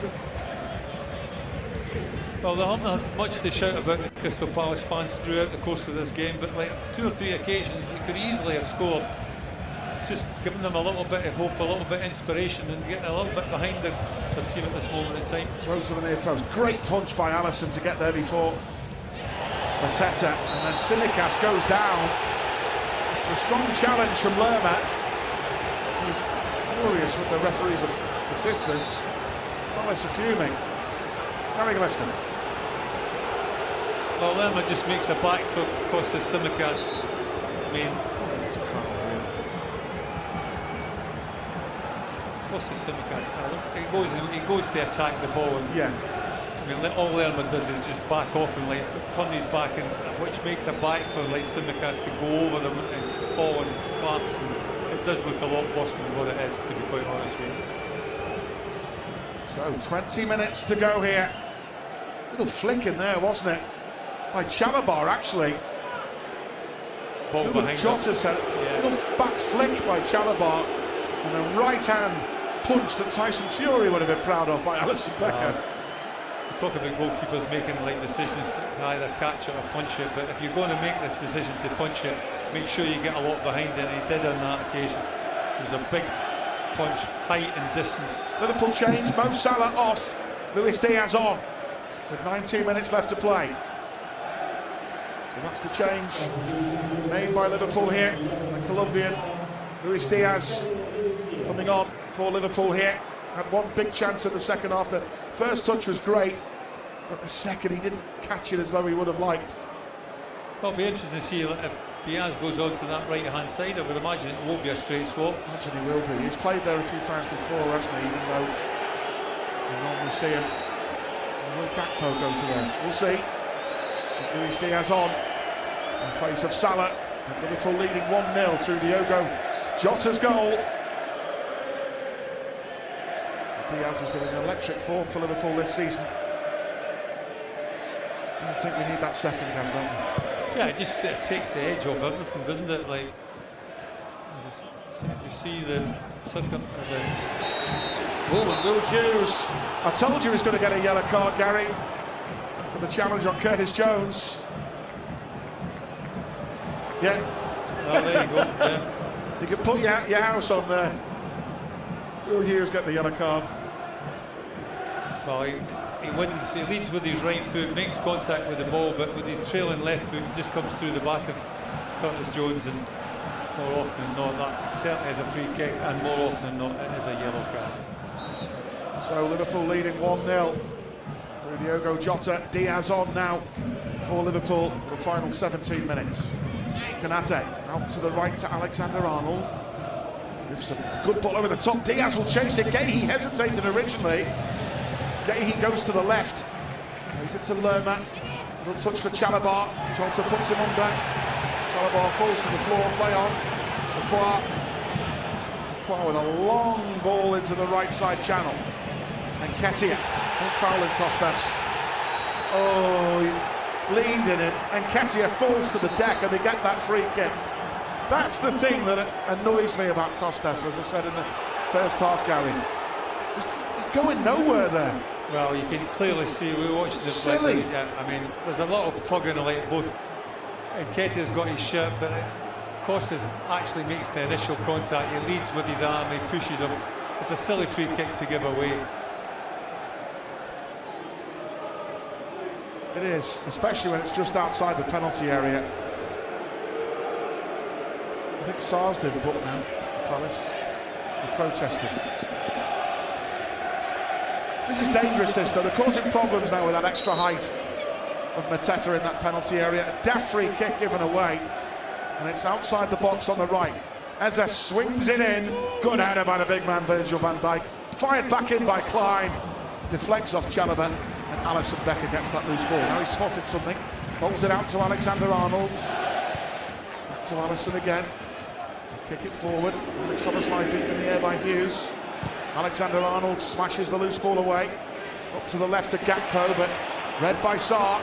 Gakpo didn't get there first. And Gakpo with another silly challenge, but he gets away with this one.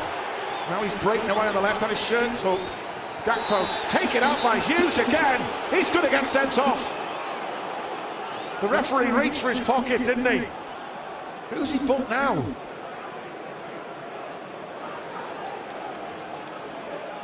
He's booked Nketiah.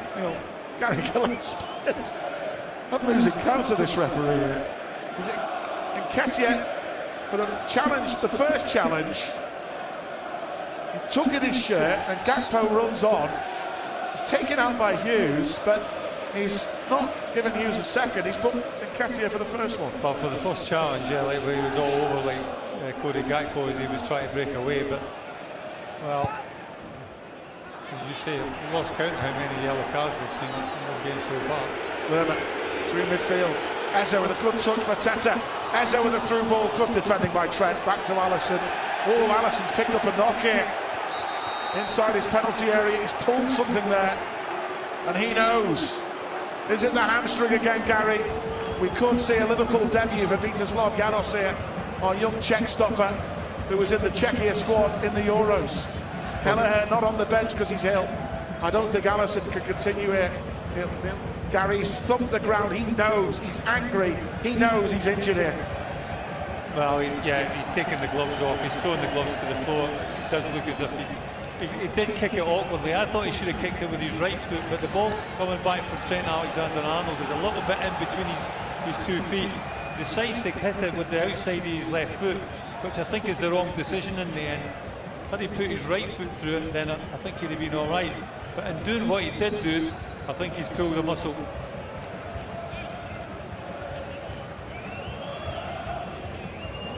Six yellow cards we've had today, so the 23-year-old Vítězslav Janos is going to make his Liverpool debut here. There's no question about that. Once Alisson thumps the ground, and he's thumped it 3 times the floor, shakes his head. A debut. He's a good keeper, Vítězslav Janos. He's seen him come through the academy. You've seen a few games of me, Gary Janos, in the past. Was make some good saves. It's a big moment for him, a Premier League debut, a Liverpool debut at the age of 23, brought in from Slavia Prague at the age of 2017. But Alisson has made some brilliant saves today. This is a huge blow for us, Gary, undoubtedly. Yeah, big shoes to fill, big gloves to fill. And you rightly say, Steve, that he's made a lot of good saves already as Alisson Becker in this game. It's a big ask for the young man to come on and take his place. He's angry, Ali, isn't he? But he's made some big saves for Liverpool here today. And with 12 minutes left to play at Selhurst Park, it's a Liverpool debut for Vítězslav Janos. Arne Slot and the new goalkeeping coach Fabian Erta, who came in the summer, I know really likes Janos. He's worked with him in the summer when he went away with them. And that's why he's not gone on loan, because Arne Slot has said, look, we've got 3 class goalkeepers here. I like Janos. And that's why he's needed. So Andy Robertson going to come on as well. So a debut for the goalkeeper who was in the Czech Republic squad in the Euros. Vítězslav Janos comes on. Virgil van Dijk gives him a big hug. And Kostas Tsimikas now goes off, gets a nice round of applause. Did really well for the Liverpool goal. And Cody Gakpo set up Diogo Jota and Andy Robertson on in the back 4 now, Gary Gillespie.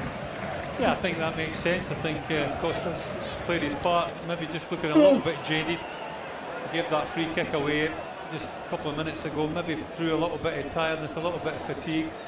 He's fuming in that dugout. It's a big loss for the goalkeeper. Could be an early test for the young goalkeeper Jaros as well. Yeah, from a throw-in. Throw-in from long throw. Jaros waits. Long throw into the area. Diaz clears it away. Hughes with a volley. He got hold of that all right, and it whistled past the post from Will Hughes. On his left foot from all of, 25, 30 yards. bounced the ball up and he hits it with his left foot on the volley, and inside his left foot, he just bends it and takes it away from the goal. No save required from Jaros on that occasion. Virgil van Dijk takes the goal kick. Out wide to the left side. Always amuses me that now in the modern game. It's like your day. I don't think Bruce Grobbelaar will let you take the goal kicks for it. Different in it these days. Flicked by Szoboszlai. Jota. Good header down to Diaz. Can Liverpool get a counter? Really put this game to bed. Alexander-Arnold. Lovely flick by Diaz on the floor. Need to get the control back in this game again, Gary. Just game management, final 10, see it out. Gravenberch drives past two of them. Lerma brought him down. No, says Simon Hooper. Gravenberch stays down injured. Mateta, one-on-one with Kanate in the area. Brilliant defending by Ibu to block him out. Back heel on the overlap now is Klein. Hanging cross, punched away by Janos. Hughes again, edge of the area. Jota got a touch and Curtis Jones half cleared. Hughes, Eze, back to Lerma. Wild shot into Rosette in the Palace stand. Oh, you can see what he's trying. He's obviously the new goalkeeper coming on, making his debut. He wants to get a shot at goal to try and make him make a save, but on that occasion, Liverpool are furious about that one on Gravenberch, Gary. Well, it's Lerma that commits himself. There's a hand across the body. I'm not sure there's a great deal of contact, but the way that the referee, Mr. Cooper's been given decisions, you would expect that to be given as a free kick. Arnold again was agitated by the referee. I think Jurgen must have told him the moment. It's just getting a little bit tense though, isn't it? It is. Just getting a little bit nervy, and yeah. Liverpool maybe just lost that like modicum of control in the game. Yeah, Palace have made some changes.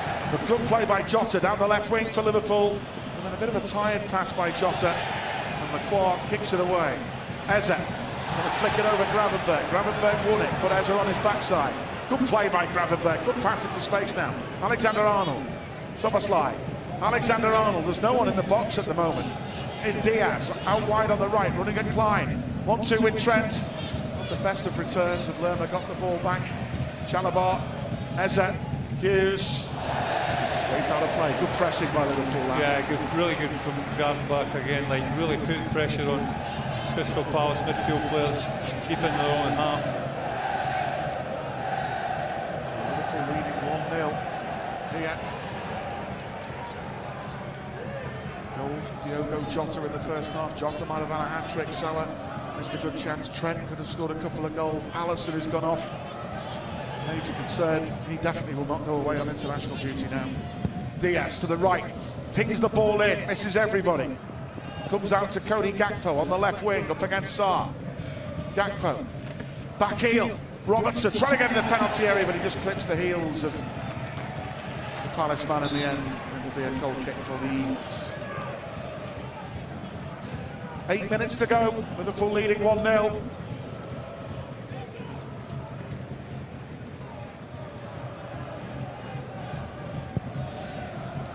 Alisson, big saves for Liverpool in this one here today. Such a strong keeper. With them games after the internationals coming up, Arsenal and Chelsea, we really need him back. Hopefully it's not too serious as that looks. Had these hamstring problems recently. He missed a large chunk of football last season, didn't he, when Kelleher came in and did so well. Here's Klein, putting inside, intercepted by Szoboszlai. Good play. Now Gravenberch. Back to Szoboszlai, lovely 1-2. Szoboszlai goes again, nice through ball. Jota, Diaz trying to control in the penalty area. Good skill, Diaz. Trying to feed it back to Jota. Will Hughes is there, edge of the area to clear, only as far as Alexander-Arnold. But now Mateta will break. One-on-one with Van Dijk. Mateta to Eze to his left. Eze, free! Shoots straight at Janos. Big opening for Palace. Well, Palace wasteful. Massive chance from Eze. Through on the goalkeeper, Janos. Janos stands big, but he's got a whole lot of the goal to aim for. He hits it more or less straight at the young goalkeeper. What really has been a chance squandered. We've got a bit tired, haven't we? Some tired legs out there at the moment. Palace are pushing players at us. The game we've dominated. Glasner's team, to be fair to them, with those misses that we've had, have took confidence in that and they've given it a right go in this second half, Crystal Palace. Back to Gay. Through the flick edge of the area. Kanate's there to clear. Need to pick up these second balls though, which we did in the first half. Palace are picking up all the second balls now. 6 minutes to go. Liverpool lead 1-0. Lacroix. Away from Jota. Well read, Andy Robertson. Cut out the loose ball. It's Cody Gakpo down that left side. Brings it back to Jones in his own half. Takes a touch. Turns Hughes. Good play. Back to Van Dijk. Jones again. Deep in his own half. Back to Virgil van Dijk. Takes a touch. Konate out wide to the right to Alexander-Arnold. Diaz, nice turn. He's turned Chalobah. Now he's on the run. He's still going at them. Diaz feeds Gakpo out wide. Left edge of the penalty area. Gakpo's in the box now. Turns, shoots. Oh, but a wild effort over the top. Well, again, cutting back from that left wing position onto his right foot. The shot, he just gets underneath it and lofts it high over the crossbar. So this was a big chance for, like before, for Eza. One-on-one with the goalkeeper, really, and he takes the shot and he takes it too early, off balance, and hits it straight at Jaros. He's like that Eza, isn't he? On one day he can score absolute worldies and then misses like that. Well, that really is bread and butter stuff. You'd expect him at least to try and find the corner a little bit more than what he did. Now a loose ball down the left side. Liverpool leading 1-0. Eza down the left side. Is not only good by Konate. Blocks it. 4 minutes left. Liverpool leading 1-0. Throw it back now in their own half to Chalobah. Crossfield, still in the sunshine here in Selhurst Park. Gahey on the halfway line. Pings one over the top. Good ball to Klein on the left. Klein cuts inside. Intercepted by Gravenberch. Now Szoboszlai. Alexander-Arnold. Straight to Lacroix though. The intention was Jota, good block there by Gakpo on the stretch. Arne Slot is getting some bodies ready here. So get some fresh legs on. Final stages. Hughes on the halfway line. Back towards Chalobah. Up to the right now. To Lacroix with the through ball. And Nketiah. Gakpo made the challenge. It'll break on the right. For Lerma, there's the cross. Konate, strong as an ox, great header away. Awkward ball outside the box. Szoboszlai is strong against Hughes. Great touchdown for Roberts. Runs past Sarr. Robertson trying to get Jota down the middle. Jota wins the header against Gahey. And Diaz wins the loose ball, but then a block there by Lerma. Henderson. Kick. Klein keep it in play. No, he won't. Desperate clearance from the goalkeeper Henderson there. He saw that like Luis Diaz was going to close him down. He rushed into like making that clearance. Palace are going to make a change on Liverpool. They're going to bring on Japan international Daichi Kamada. He's coming on for Chalobah, so an attack-minded player. Signing from Lazio. Chalobah off. Palace go into a back four. Liverpool are going to make a change, and Wataru Endo, his Japan teammate, he's going to come on for Curtis Jones. Well, I think they do need fresh legs. I wouldn't have been surprised if Jota came off as well and maybe put on somebody else up front. Endo comes on for Liverpool to try and see out the final stages. 2 minutes of normal time left. Inevitably there will be stoppages. Jota's first half goal on his 100th start for Liverpool. But the big worry from today is Alisson going off injured with a muscle problem. He knew it straight away after a clearance in his own penalty area. Diaz running after it. Klein nearly cleared it straight to Szoboszlai. Gravenberch down the line. A mistake by Palace. Alexander-Arnold hooks it forward. Szoboszlai getting there before Kamada. Jota flicks it back to Alexander-Arnold. Plays it over the top. Trent goes again. Gahey's header. Klein. Gahey just lashes the ball forward. Anywhere will do. Endo, good header forward by him. Little flick header down. There's no one up there for Liverpool though, and it's back with Henderson. Final minute of normal time. Oh, it just got a little bit scrappy, isn't it? Like ball bouncing all over the place. No team really got total command of possession. Brilliant by Van Dijk. Gets the Endo out wide to Gakpo on that left side. Plays it forward. Left edge of the area. Gakpo back to Diaz. He's thin. He can finish it here. It's blocked by Palace. He just took an extra touch, Diaz. Endo, great tackle edge of the area. Gakpo, Jota, wheeling and dealing. Gakpo again, edge of the area, can't get a shot away. Has to give it back to Alexander-Arnold. Big chance there for Diaz, Gaz. Well, it wasn't as easy as maybe what we thought it was. It was an acute angle. He had a few bodies in between him and the goal. Gakpo holds it up on the left touchline. Liverpool play it back now. We'll see how much stoppage time we will have. Van Dijk turning away from Mateta. Yaros hasn't had too many touches since coming on. Yaros on his debut, kicks it down the line up towards Jota.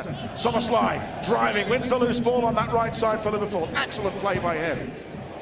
Gives it back to Alexander-Arnold, turning away from Eze. The loose back pass by Trent, and Yaros lashes it forward again. Oh, a mistake by Guehi. Jota's in. He's got Diaz and Mark to his left. Oh, he tried to play it, and Lacroix blocked. We've missed some big chances to finish this game off. We really have. Well, big opportunities that, like, hopefully doesn't come back and bite us on the bum, because this is a big opportunity. It's a big long clearance from Yaros, the goalkeeper, and Guehi just gets a little bit underneath it. What's that? I think Jota just took an extra touch there. Better touch. Well, probably a fresh Diogo Jota maybe probably just like pulls the trigger and has a shot, as opposed to try and make the pass across the goal. Right side corner flag. Liverpool throw in. Even Palace half. Liverpool leading 1-0. Just wonder anyone in the gallery who how much stoppage time we've actually got left to play. Couldn't quite hear it on the PA system. Thrown into the box on the right. Jota trying to hold off Hughes. Jota trying to win a corner. It's a goal kick. So we're in stoppage time here. Right at the end. 6 minutes, Gary, just to confirm. Oh, he looks a bit aghast with that one. Robertson with a cushioned header back to Yaros after Van Dijk didn't quite get there. I'm sure that's 6. At 4 I would have gone okay. Yeah, 6 seems an awful lot. I mean, the game hasn't really been stopped that much other than that, like substitutions. Is Yaros right-footed, fires it forward. I suppose we're under Alisson Becker, like injury. Yeah. Over the top by Gravenberch. Bad ball idea, actually. Diaz right by the right side corner flag, taking on Klein. Holds it up, wins a throw in. Good play by Diaz. Strength. He's always been good one-on-one situations with Nathaniel Klein, though, isn't he? Like, he has had really no real estate to work in there. He was a tight end to right the corner flag. Has really no ground to be able to take on the fullback. I don't think Simon Hooper likes us. He's telling Trent to get on with the throw-in. Again, he's deep in the Palace half. He's got to throw it or he'll get bumped there. Throws it into the penalty area. Diaz controls it brilliantly on the right. Oh, played it behind Jota. Hughes. There's Mateta. Konate trying to hold him off. It's a Palace free kick. Lerma has just shoved Konate on the floor. And it's a through ball for Mateta. Brilliant goalkeeping by young Yaros. Yaros read that, smothered it superbly. Well, if you had any doubts about his capabilities, that he was fantastic. Starting position is excellent, reads the situation, comes sliding out to the edge of his 18-yard box and smothers the shot above the ball. Gakpo from the left, beats 2. Szoboszlai, the shot is on here, and again, still. Oh, he was caught in 2 minds and blocked out. Endo back to Gravenberch. Plays it backwards on a slot, he's kicking every ball on that touchline. Here's Endo, driving through midfield. Szoboszlai takes aim, plants it wide from the edge of the box. Again, it's a shooting opportunity. He had 1-2 seconds earlier. He chose not to take the shot. On that occasion, he does, but doesn't make the best strike in the world. 3 minutes left. Stoppages. Jota's goal. Palace 0, Liverpool 1. Remember, Yaros on for Liverpool debut in place of the injured Alisson. He's made some big saves in this game for Liverpool. Szoboszlai dinks one over the top. Jota on the left channel. Lacroix trying to hold him off. Good strength by Jota. He's turned. Hughes, he's been taken out there. Great play by Jota. That's excellent play. Wins a free kick. Well, he likes to get up close and personal, does Lacroix, and Jota likes the same as well. He wants to feel that body contact from the centre back. Buys the free kick. Gakpo's a lovely pass. It's Endo in the penalty area. On the left wing now, Endo. Holding off 2 of them. Lerma shoves Endo onto the floor. No nonsense. I love Lucy. Why Lucy is doing this? What's he given now, the ref? Don't even think all the players know here, by the way. Is that a free kick to Palace? Well, or a throw-in? it should be handball because Endo did knock the ball out with his hand, so it should be handball. It should be a free kick, but throw in. It's given a throw in. Sarr will take a few yards away from his own corner flag. Oh, that's a foul throw. Threw it straight into touch, actually. That's a Liverpool foul, yeah. It baffles me. I mean, strange. Professional football can't take a throw in. I mean, it's incredible. Incredible.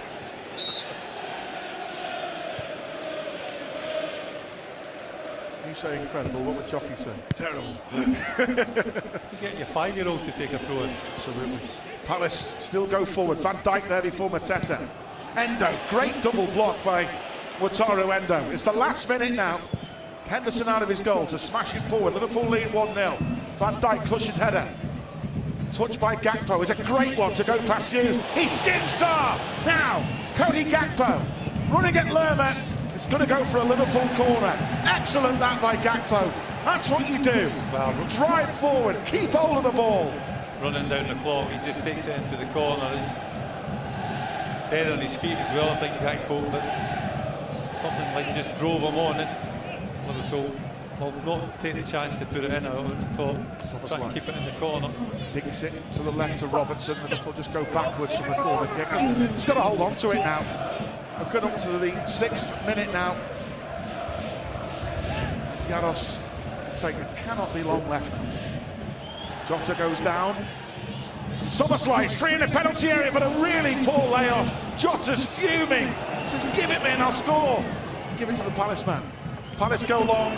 Konate. It's a big, big win for Liverpool. No doubt about that. 1-0 win against Crystal Palace. Honestly, still fuming with Simon Hooper and the fourth officials. He's been agitated with them today. But Diogo Jota, his 100th start for Liverpool, grabs the only goal of the game. Great move. Tsimikas in down that left-hand side. Great pass to Cody Gakpo. Gakpo in the team, in the box on the left. Lovely low ball, and Jota, John Aldridge style, nets into the goal. Jota could have had a hat-trick. Trent could have scored 2. Liverpool was so dominant, but the final 20 minutes of the game, legs seemed to go, and Palace certainly ploughed forward. Alisson Becker made 3 or 4 fantastic saves. One, Eze missed a chance as well, but unfortunately Alisson had to go off with a muscle injury. We wait and see on that. Vitaslav Jaros came on Liverpool debut and made one vital block to deny Eze at close range near the end. But a big win for Liverpool, staying top of the league